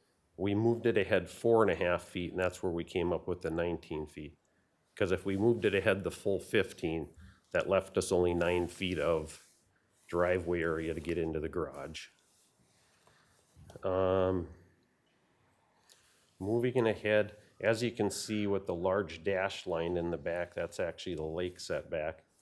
So on the closest part now, we are 65.8. So like 9.2 feet on that side. And then on the south side is 70.6 feet. So we would be less than, 5 feet on that side. We did look at, there was comments about the drainage and things on the lot. So we did relook at that. We actually, in order to, because with moving the house ahead 4.5 feet, then that started to create issues with the slope on the driveway, because that was pushing us up over 12% then from the street to the garage floor. So then we lowered the house 6 inches or a half a foot, so we could, at the current 118 feet back to the roadway, that puts us at like 11%. So we're trying to keep that as low as we can so they can access the house. With doing that, also bringing it down, that gave us the opportunity to relook at the drainage, because I know there was concern about keeping all the water on the lot, which we can do with getting the drainage on both sides of the lot now. You know, currently the house is actually, that lot is about 3 feet above the other lots. So we want to get all that water so it's maintained on this lot and flows correctly. So right now, the proposed grade we have at the garage is 980.5, which matches, it's about 1/10 higher than the neighbor to the south yet. So those will blend in very nice.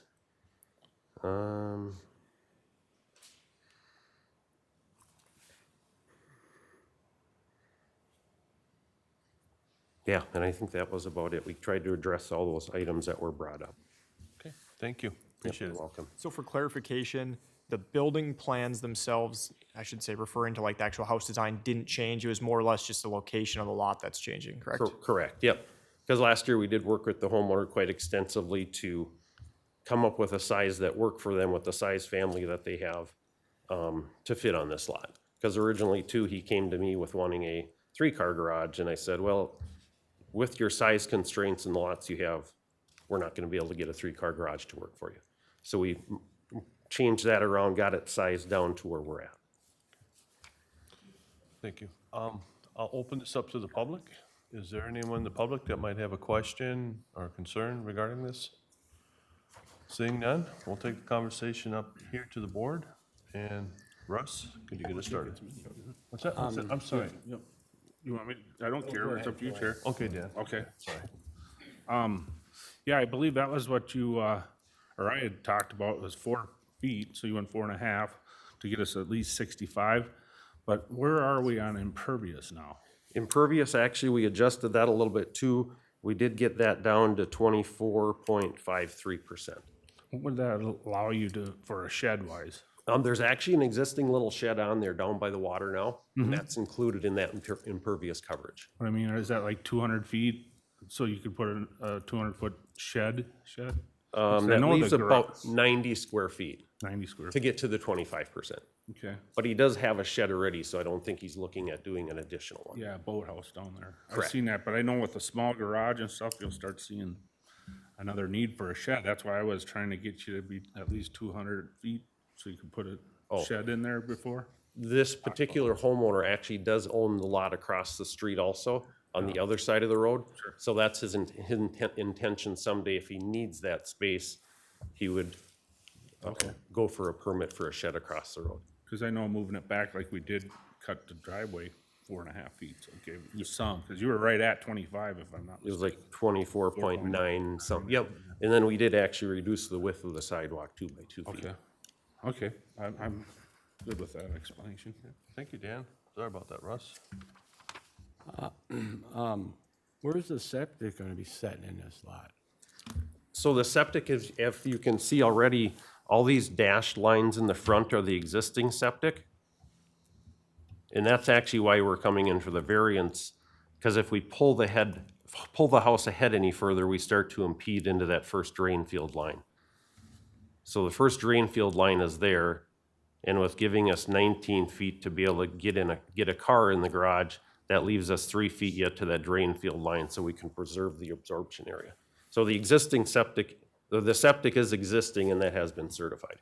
Okay, now, you said he has land across the road that he's got for storage, right? Put a shed on the opposite, across the road from his cabin? Yes. Is there enough room to bring that under the road over to that site, the septic? Well, the septic is existing, so he doesn't really have to have that cost of. But to get it all in, the way the law reads, if you could bring everything back by moving the septic, And we'd have to have that lot tested over there, but if you look at an aerial, that lot does drop down across the road. And it's actually been filled, so I don't think there's room across there for undisturbed soils. Okay. I guess, thank you. Yep, no, you're welcome. Thank you, Russ. Bob? Yeah, I'm glad to see that you have moved it back. You know, you have a septic that's already approved to be there. And I guess I can see where you have moved back as far as practical. It still bothers me that on a brand-new construction that you can't meet all the setbacks. That still bothers me. But I don't know if it bothers me. We've approved other buildings that were 65 feet from the high water mark. And it's the deck portion. So I guess I am inclined to approve. Thank you, Bob. Dan? Yeah, I thought of the same sentiments of Bob. I mean, we've got new construction here, and we're asking for a variance.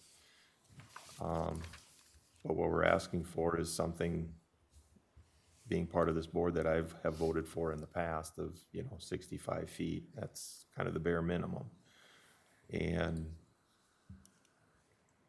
with what we're doing with the septic and not being it certified, it still is operational. It'll still function for the house, that we don't have to come in with a new septic. Then trying to fit it in, being able to preserve that, I can see the practical difficulty there in getting this in there. So I too could go along with it. Thank you, Dan. And likewise, I share the same thoughts as most of the board members. I just might add that it also does align with your neighbors, and your neighbors are good with that in the township. So, yeah. With that said, do I hear a motion?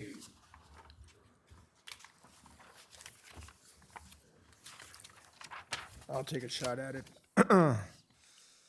I move to approve the request to construct a 1,764 square foot dwelling. Now, will this be, what would be the distance from, will that be that 75.5? Is that correct? The deck will be, Well, the building itself the would. building itself will be 79.7. Okay. At a building, square dwelling 79.7 feet from the high water mark of Lock Lake, with a 14-foot deck on lakeside, which would be 65.8 feet. 65.8 feet to the ordinary high water mark of Lock Lake. House will meet all setbacks. The impervious surface coverage would be, I wrote that down, 24.5, is that correct? Yep, 24.53. I would want a stormwater management plan at the time of the building permit application. We'll have the site plan noted as Exhibit A and building plans noted as Exhibit B. Thank you, Bob. Do I hear a second? I'll second that. Any discussion? Hearing none, all in favor say aye. Aye. Aye. Aye. Those opposed? Motion carries. Thank you. Thank you.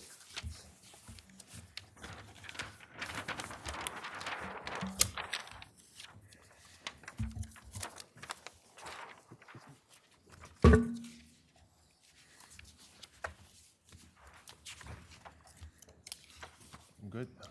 All right, next item on the agenda, we have the Brian Sloan request. Could the applicant or anyone speaking on behalf please step forward and state your first and last name?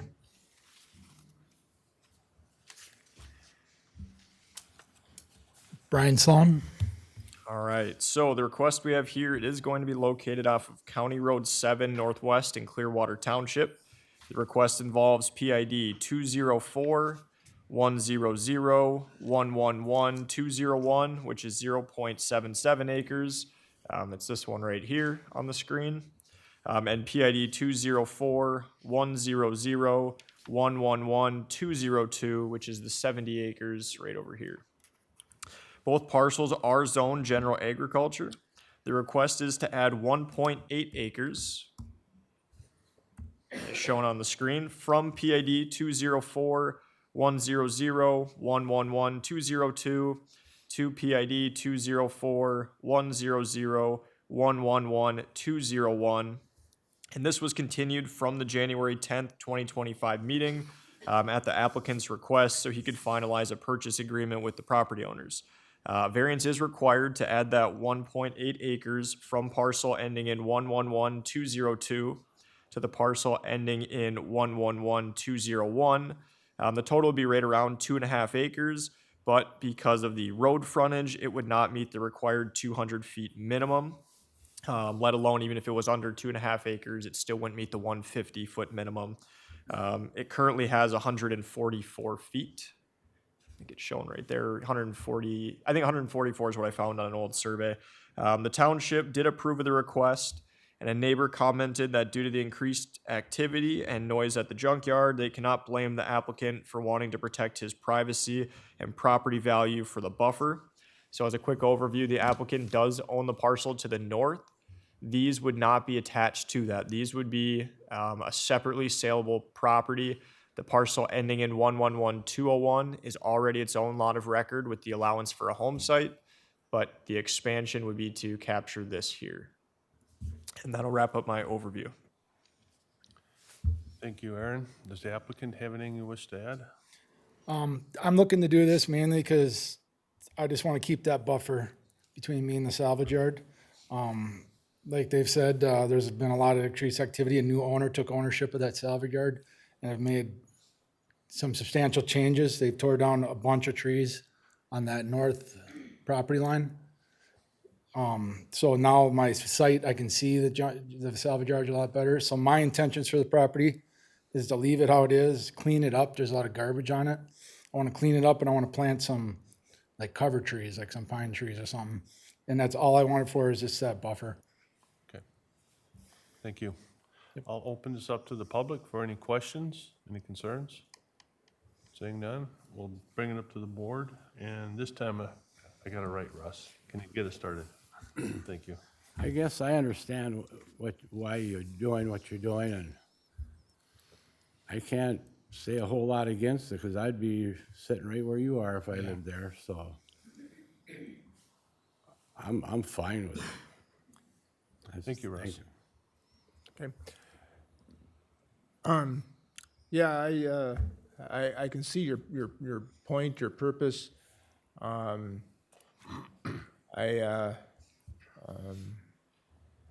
Now, who owns does the junkyard own that 202 property, or does? No. It's a Dave, different owner? Yep. Okay.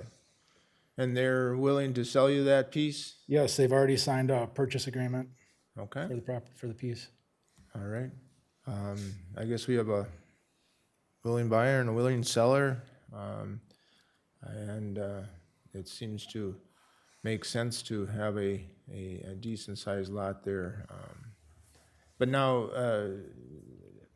your portion of 202 and your portion of 201, that would become one parcel under one PID number. That would be that's what I would want to do. Okay. My intention. All right. Nothing further. Thank you, Bob. Dan? Yeah, Aaron, if we do this down the road for another seller or whatever, would that create, or what's that going to create for us for problems with getting another house in there? Because we're basically creating another lot. There's already a home allowance on that lot of record.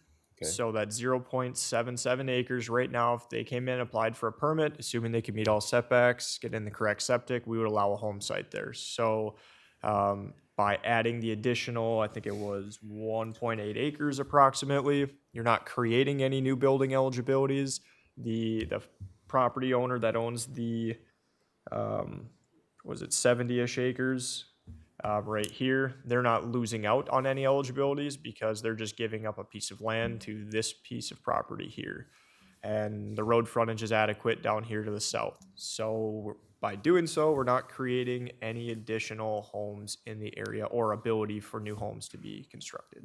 I'd like to add too, like that 1.8 acres, it's, majority of it is drastically sloped. I mean, it's not buildable at all. It's just a wooded, you can see how it drops. So, Yeah, I'm very familiar with the property up there. Yeah, for I guess, or what he's asking to do and wanting a buffer against the business there, because the business is getting to be more and more active from what it used to be. So, as far as a buffer and adding that and being there's already a building entitlement, we're not gonna be creating a building entitlement down the road because it's already an existing one there. And he's got, a willing seller. I guess I can go along with what's being asked for. Thank you, Dan. Dan? I feel pretty much all the same way. I do have one question. Is there any way to combine those two properties where you can't sell it without coming back? We went over a lot of this. So Mr. Sloan initially came in, just a quick little overview to try and acquire this piece down here, different zoning district. So can't just do that. You'd have to look at trying to rezone and then a new updated subdivision and all that. So then the other option was, well, we've got a lot of record here already, which is zone general agriculture, lots of record, can be approved, sometimes administratively to expand. If this was meeting the right road frontage, it wouldn't be here in front of the board. We would do it all in-house. The fact that we're lacking road frontage, we're making the parcel bigger, technically you're expanding a nonconformity. That's the reason why we're here today. So this would act as, well, a buffer to the applicant, but in reality, it's a separately saleable property that allows for a home site regardless of who owns it. So it doesn't have to be owned in common with the one to the north. We would require, if approved, that this existing lot of record and that additional 1.8 acres is combined, at least with an administrative order for zoning purposes. And then if a recorder's combined form were to be signed, that would hopefully tie it into one parcel ID number. Because allowing that to happen, now there's room to put a house there eventually if you wanted, yeah. but- Someone could still technically put a house right now on this parcel. So you're expanding this person's buildable area essentially. But I'm okay with it because two buyers and everything, but I just would like to lock it into you, so you start as one if you ever. yeah, do. yeah. Thank you, Dan. And likewise, I approve the variance as well, so. With that said, do I hear a motion? I'll make a motion to approve the request to add 1.8 acres from PID 204-100-111202 to PID 204-100-111201. And with subject to survey, subject to the administrative order of adding the two parcels under one PID number if possible, and concept plan noted as Exhibit A. Do I hear a second? I'll second. Any discussion? Hearing none, all in favor say aye. Aye. Aye. Those opposed? Motion carries. Thank you.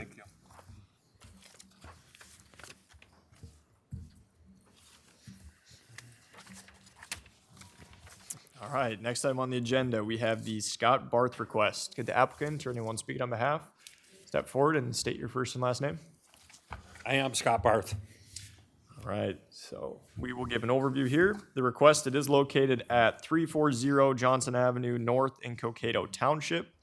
The property is about 1.78 acres above the ordinary high water line. It's zoned general agriculture, and it's located on Brooks Lake, which is classified as recreational development. The request is to replace an existing 8-foot by 21-foot deck with a 12-foot by 21-foot deck that would be 71 feet from the ordinary high water line of Brooks Lake. A variance is required to construct the 12-foot by 21-foot deck 71 feet from the OHW because 100 feet is required. The township approves of the request, and a neighbor supports the new deck, as well as the city of Cokato did not have any concerns. The applicant could touch on it if needed, but he's pretty much sandwiched between the city, both to the north and then I believe to the south as well over here. So that'll wrap up my overview. Thank you, Aaron. Does the applicant have anything wish to add? Basically where the deck is, if you noticed on the photo, it shows the steps coming down the front. Well, the steps doesn't count as part of the deck. The deck is basically covering the same footprint with the staircase there. And now the staircase will be going down the side of the deck, so the footprint is not gonna really change. We're just making it 4 feet bigger. Families get a little bigger, we need a little more room. So the deck come off because of storm damage. We can build what was existing, but we decided to go a little bit bigger, and that's what we're here for. Thank you. With no further comment, I'll open it up to the public. Is there anybody, if you wouldn't mind, sir, just setting aside and Sure. gentleman here can.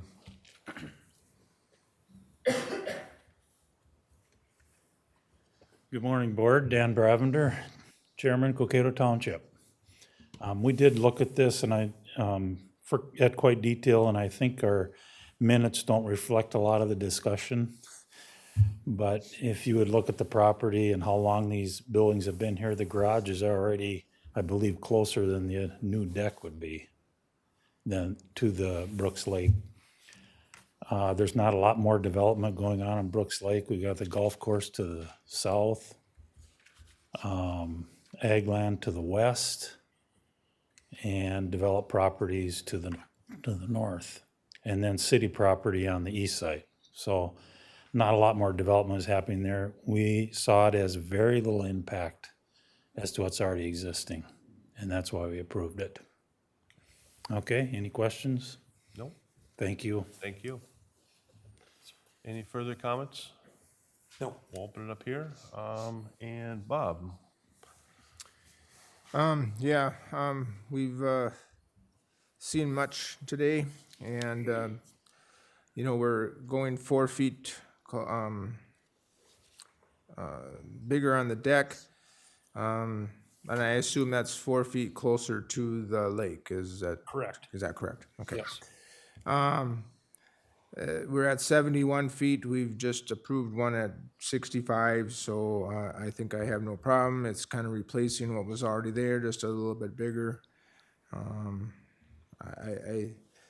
think that it's that the deck is reasonable.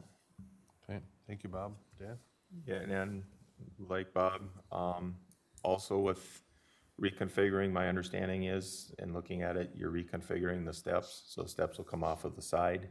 Correct. And they won't be coming forward at all. No. So the addition of the 4 feet is taking up where the stairs is coming down, so we're not encroaching really any more than already what is existing to the lake. And like Bob said, we've already looked at one at 65, this is at 71, so I can approve it and go along.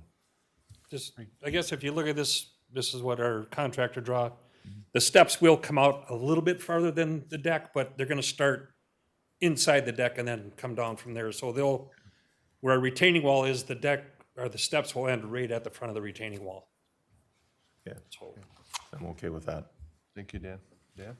Yeah, likewise, I see just a little adjustment, but where the steps were, I can go with that. I have nothing to add.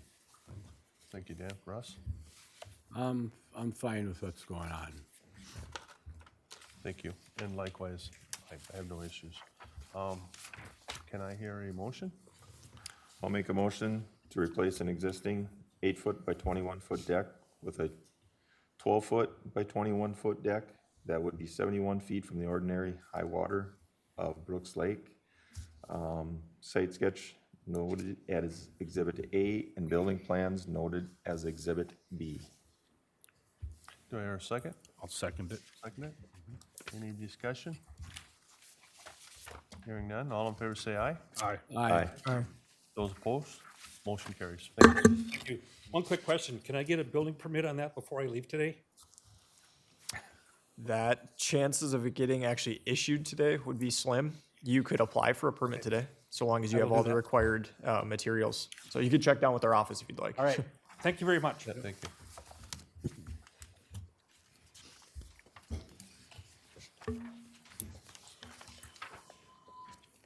All right, next item, we have DLJ Management Services. I believe that is Don Larson. Could the applicant or anyone speaking on behalf step forward, state your first and last name?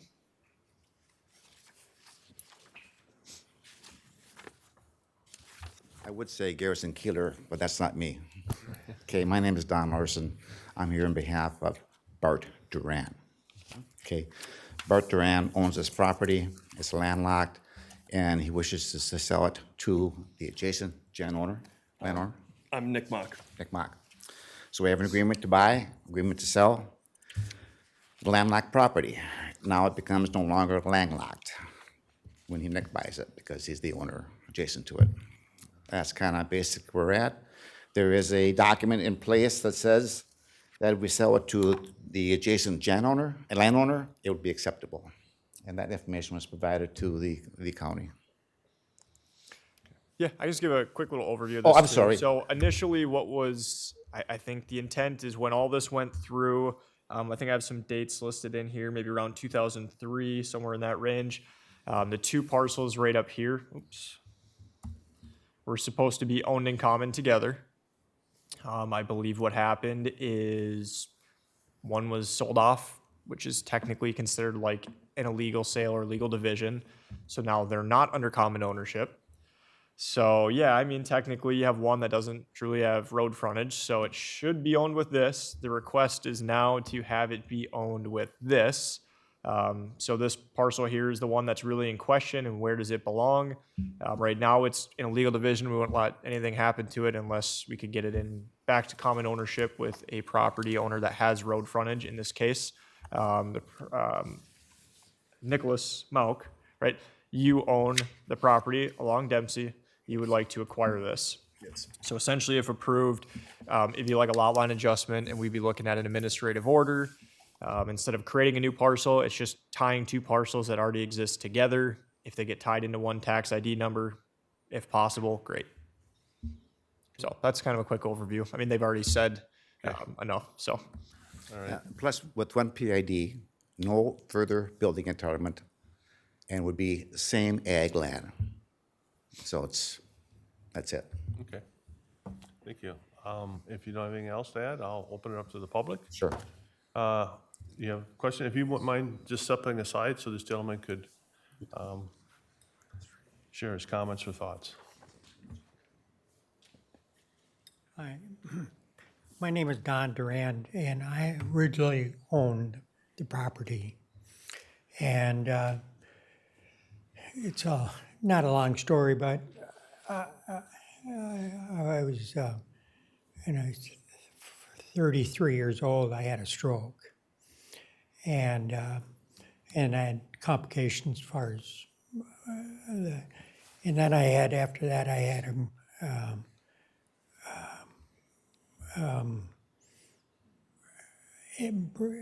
ruptured in my brain. I had seizures. I had a lot of things, and so we sold it to my son, Bart. Okay, and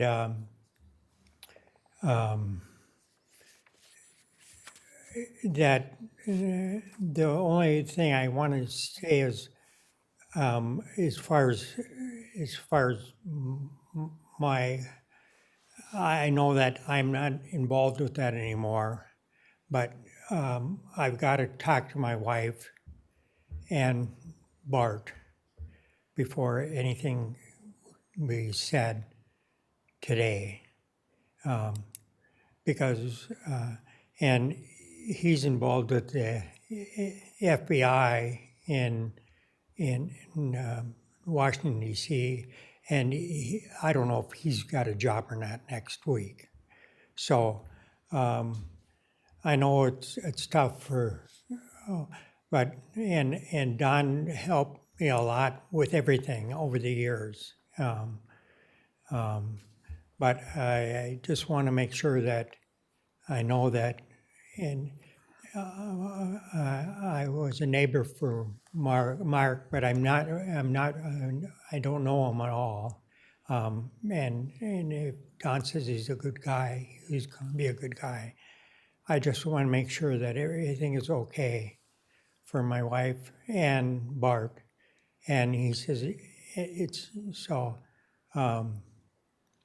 I guess that's all I want to say. So, Thank okay. you, sir. I appreciate that. No problem.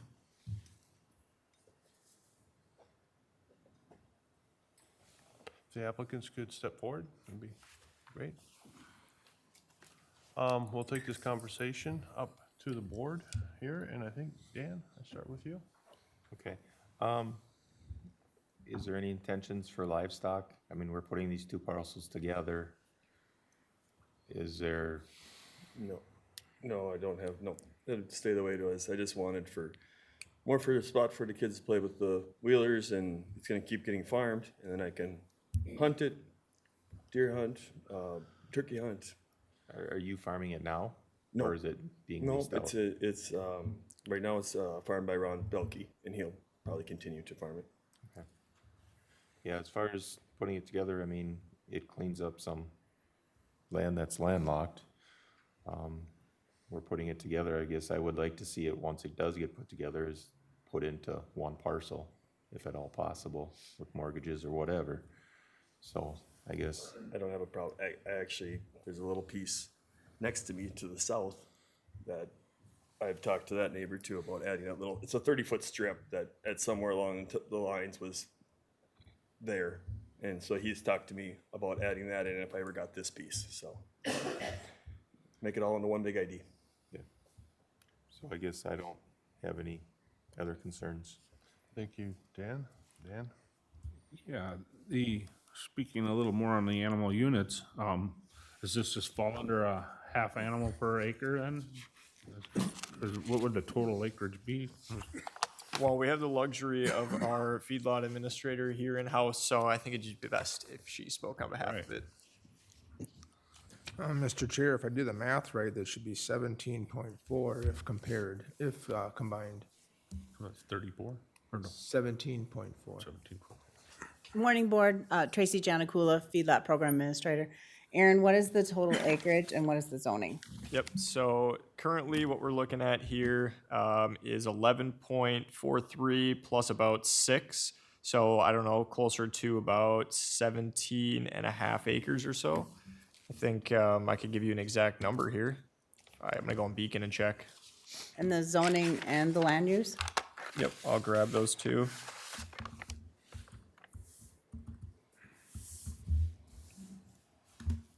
I know this is the one that I think Barry took in and helped out with. I think he's been speaking with the applicants a little bit here, so he went over it, I think, and its zoning and land use are both general agriculture. So at this point, if you went over 10 acres, it would not have an animal unit restriction, but I would question with where the river is to limit it as you see fit. With the residential around it, the half animal unit per acre, less than 10 animal units total would be my suggestion. Okay, thank you. Thanks. Okay, I'm good with that. Okay, thank you, Dan. Thank you. Russ? So, the way I understand it, 10 is the limit on animal units? That's suggested. Okay, suggested, okay, I'm fine with that. And it's clean, I mean, you did a good job bringing it together, and you're a dang good dad to put a racetrack in for the kids that big. So, that's all I got to say. Thank you, Russ. Bob? My question is, if that's going to be a continued farm, where's the access for farm equipment going to come from? Is that coming off of that, is it DeVitt Avenue? Or? I can speak to that. The answer is the farmer has access, the renter is accessing right now through the property to the south, and he can access to the property that Nick owns as well. So the current farmer does have access to it. He rents, Ranch, yeah. he rents both pieces of property to the south. Yeah. I see, okay. And he could go through my property if Okay. at some time where those weren't part of his deal, Sure. he could go right around, he'd be able to go around like my shed. on that. Okay, because that kind of determines whether it's going to be, continued to be farmed or not, is how easily of access that there is. Yeah, other than that, yeah, we have a willing buyer, willing seller, township approves, and I think I think we're good. There was a member had a comment that wanted to comment on what you had asked. If you could step forward and state your name, please. Hi, I'm Colleen Peterson, and I own the property that's on the west side of that. And I would just say that the access on that side will not be available. They can come through Mox, but not through that, because I own the road up, and that's 7 acres. Okay. No big deal. As long as, Mark just said that they can access through there, so that's not a big deal. But I just want to say that there won't be any access then on that south west side. Thank you. All right, thank you. All right, a lot of my thoughts have been shared on this, and with that said, do I hear a motion? I'll make the motion to allow PID 211-000-214106 to be owned in common with PID 211-000-214-103, subject to survey, and administrative order to be signed prior to transfer, preferable one tax PID, and a concept plan noted Exhibit A. Thank you, Bob. Do I hear a second? I'll second it. Second it? Any discussion? Sorry, did I miss any animal unit notations? Animal units, would that be with 10? Well, I guess that's up for discussion.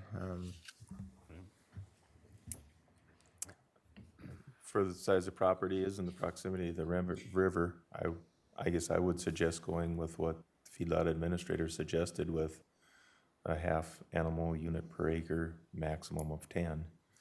That gives them the opportunity to have a few cows if they choose, or a few horses, or I can sell my horse. I was gonna say, I grew up with steers and beef cows. I don't want to play with that anymore. Well, So whatever. it gives it to the future. Right, you right. know. I'll amend my motion to include a half animal unit per acre. With a maximum of 10. It wouldn't even come to 10. Okay. There was, how many acres? It's less than 18. 17, you said. Yeah, so it's less. 8.5. Yeah. All right, I'm fine with that. 8.5 units. All right. Any further discussion? Hearing none, all in favor say aye. Aye. Aye. Aye. Those opposed? Motion carries. Thank you. So what's the next plan now? Just, we get something from the county saying that's acceptable? What's the next motion for us? To go back to you? Yeah, we can talk about it after, but essentially you've already got a survey that's up right now. That was part of the condition, subject to survey. We would do the administrative order, which, so you'd want to submit, I don't know if Cheryl wants another full-size copy of the survey. Yes, she will. So I'm looking at her head, nodding yes. So you would bring another full-size copy of the survey in. I believe there was a second page to that survey that included a legal description. We'll need a copy of that so that we can draft the administrative order document. I believe Nicholas would be the one signing that document when it's prepared, so we'll contact you when that would be ready. So step one, get us a full-size survey. When this, real quick question, when this becomes, if it becomes one PNID, would I keep the green acres? Would the green acres go on to everything then? You would talk to tax assessors, Okay. yeah, our assessor's office. We don't actually administer green acres in our office. Okay. Thank you. Oh, we got one more. One more? Yep. 11. Why am I not seeing it? Go ahead. Next one. Oh, okay. Go ahead. I'm gonna wait till Cheryl's ready.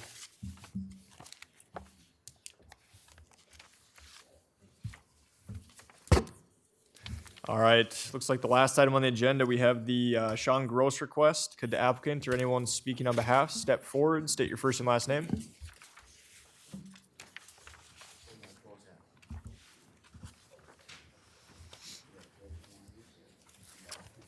Sean Gross. All right, so we have, Linda Gross. sorry, one more there. Yeah. Anyone else?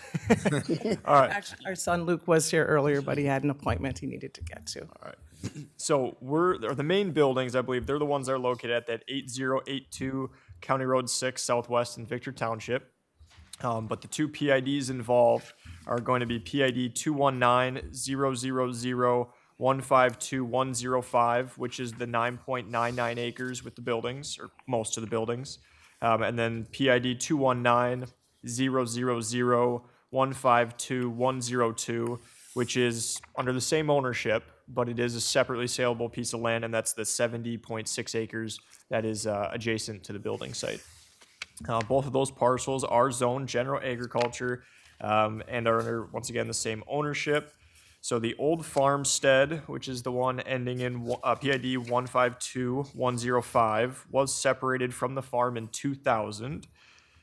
This request would be to add about 9.2 acres from that farm parcel ending in 152102 to the existing deed restriction or entitlement division land, which is the parcel ending in 152105. So the new total size of this would be somewhere in the ballpark of like 19.1 acres. As part of that, the request would also allow for further encroachment by an existing feedlot over 10 animal units, because an existing building would be used for livestock. That would be 1,690 feet from the City of Howard Lake jurisdiction, which is actually to the south down here. A variance is required. We got kind of two parts to this. Part one, when you add the 9.2 acres to the existing parcel up here, we are now going to exceed the 10-acre maximum for a division. And then the request being that we're also looking to encroach a little bit further than existing to the City of Howard Lake jurisdiction down here, right? We're hoping for 1,690. Right now, we're probably 1,960 with the closest livestock building on the property currently. So as far as that goes, the township, they did approve of the request because they said it makes sense to include the existing manure pit and buildings together. And they're referring to the manure pit here and the existing building there. That's across a property line. And the proposed request would also create a square site, and the property line setbacks would be met. So they want to put the property line past the existing building and the manure pit, and then also meet the setbacks as well. That should wrap up my overview. I did not receive any written responses from the public. Thank you, Aaron. Does the applicant have anything to add?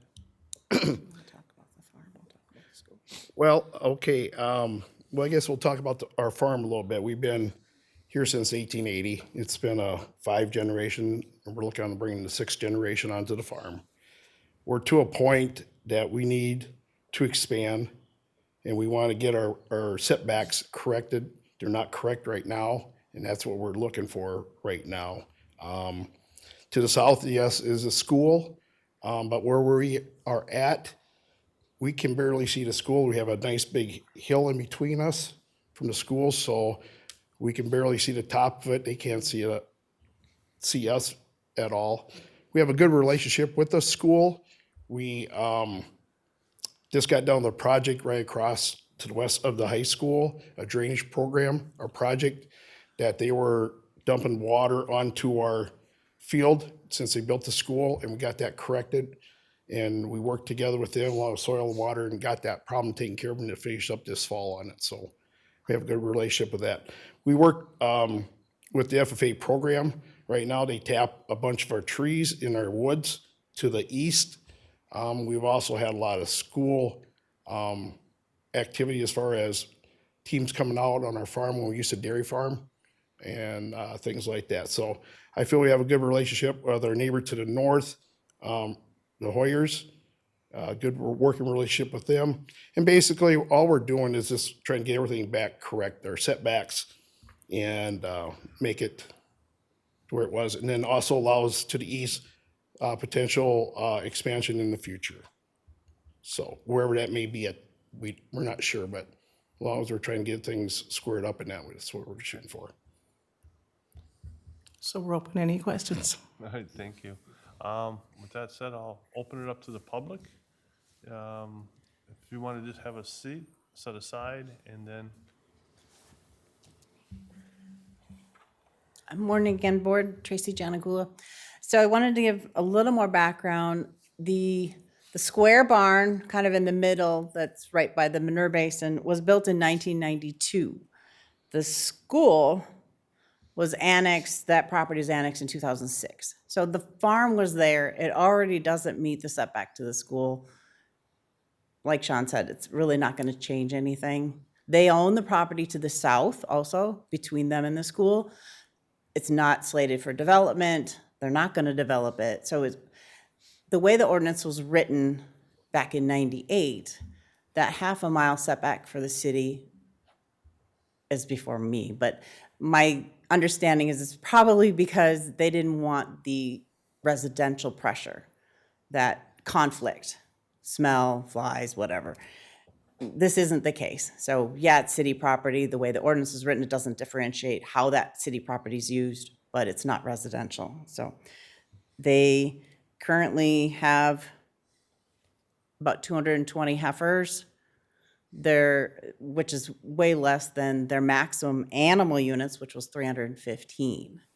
So they're working on less animal units now, being able to use a shed that's already constructed, remodeling it for animals. The numbers might go up a little bit, but it's not gonna be anything significant. And the line to the east is 200 feet from that manure basin, which is what is required. That's why there's that big empty space. So a building's 100 feet, but the manure basin is 200 feet. So that's why it's as big as it is. But yeah, it makes it nice and square. Is that the reason why the southern line is where it is, to be set back from that big? Yeah, so existing from that building? new shed that is currently in the middle of a property line, it's 100 feet. It's about 105, subject to survey, but as I drew it there, that 83 feet, it's about 105 feet south of that existing shed. So right now, it's just storage, hay, machinery. And so in order to change it to livestock, it would have to be 100 feet. All right, thank you. Seeing no more question, yeah, please step forward and state your name, please. Troy Lang, Victor Township Supervisor. Excuse me. And just wanted to came here on behalf of the board to support what they're doing here. If you look at the map, I mean, their farm is going right, was done before Sean was involved, I believe. It goes right through the manure pit, the shed. This will clean that up to the east. And as far as to the school, was our thinking that if you look at where the school is, the school already addressed some of that stuff when they built it. They put the bus garage towards the land, if there would ever be development, that sort of thing. So there's already a little buffer there. And in our eyes, it was just doing the right thing. Okay, thanks. Thank you. Seeing no more comments from the public, we'll open up to the board, and I think I start with you, Dan. Thanks. So the land will be pretty much just used like it is. There's gonna be no change. It just makes everything more conforming. I drove by there and I live just down the road, so yeah, I don't see anything that jumps out at me that of a concern. Thank you, Dan. Russ? I have, yeah, so it's just gonna function as it always, and it's just cleaning up the lines and I'm fine with it. Thank you, Russ. Bob? Who drew the lines in the first place for like around where your dad's house was and that sort of thing? I think originally, when Sean and I came on the farm as the next generation, we started expanding the farm. We were starting to build buildings, and the bank said, you need to own that farm site. My parents still own the farm site, and so at that point, I think Dad had the farm site deeded off. And to be honest, we didn't even tell him that we're kind of fixing this right now. I think it would have really stressed him if he realized that those lines were drawn through that. I don't even know who drew those lines, and I don't think he'd be able to come up with that answer. So we didn't bring him into this just because we do own it now and everything, and I think he would feel bad if he knew that they were done incorrectly at that time. So I'm not sure who drew it, but yeah, that line went right through the manure pit, so. Yeah. My question comes from, you got that other house there on the property besides where you and Sean live, and what happens, us as board members, we look at happens beyond you and beyond Sure. your son and that sort of thing. Yeah. Is, in my perfect world, you would own that house too, and that way, Right. you wouldn't have another residence right in your yard, not in your backyard, in your yard. Right. And so that's kind of where I got to who draw the lines where they did. Right. Understood. Other than that, yeah, it makes sense to get the setbacks back to where they should be. That's all we talked about today is setbacks and setbacks. And so I think it's, you own the property already. If this farm would cease, there would be other issues and plans made that we can't even imagine today. So I will support this. Thank you, Bob. Yeah. Hey, got a little different question. Tracy, can I ask Tracy to step back up here? Yes. Right now, they're permitted with the property lines where they're at, they're permitted at 300 animal units. Well, the maximum they've had in the past is 315. So- They sold their dairy cows a few years ago, so they have less with the heifers, but But what are they permitted for? I mean, right now, they're permitted. the 315 would be where they're allowed. Yep. So with these lot line adjustments, could they go larger? How much larger could they go with this acreage? I mean, could they get up to 500? Could they get to 650? 499 499? because of the proximity to the school. There's a cap. Yeah, but It's separate. The school came It- later, so. Right, yes, I know. The ordinance is still the way the ordinance is, but that would be for planning commission to Yeah. try and figure out. So then with what they're asking for here with property, they could increase by about 180 animals. I mean, they have that option if they went through the permitting process. Oh, certainly, This yes, land, I mean, they could get to that point. yes. Okay, that was my concern, because I don't want to see a farmer without the ability to expand. I want to make sure that they can expand, beyond where they're at right now. This would be one where if they go over 10 acres, please don't put a restriction on the numbers. Exactly. That's, I guess, what I'm trying to get at. I mean, they're already permitted for 300. They have to go through all the permitting processes to get to 499, but they still have that ability with these lot lines or these line adjustments that are being proposed. Definitely, yes. Okay, that's my concern, that we still have room to grow. Because if the next generation comes in, we have to have some room to grow. Yes, Okay. it'll work. All right, that being said, then I'm okay with it too, with what they're being proposed. Okay, thank you, Dan. And likewise, I'm okay with the variance request. Can I hear a motion? I'll make a motion if everyone bears with me, to add 9.2 acres from PID 219-000-152102 to PID 219-000-152105. The total size of PID 219-000-152105 would be 19.1 acres. The request would also be to allow further encroachment by the existing feedlot over 10 animal units with new livestock buildings 1,690 feet from the city of Howard Lake jurisdiction. Considerations would be subject to survey, deed restrictions, and administrative order to sign prior to transfer.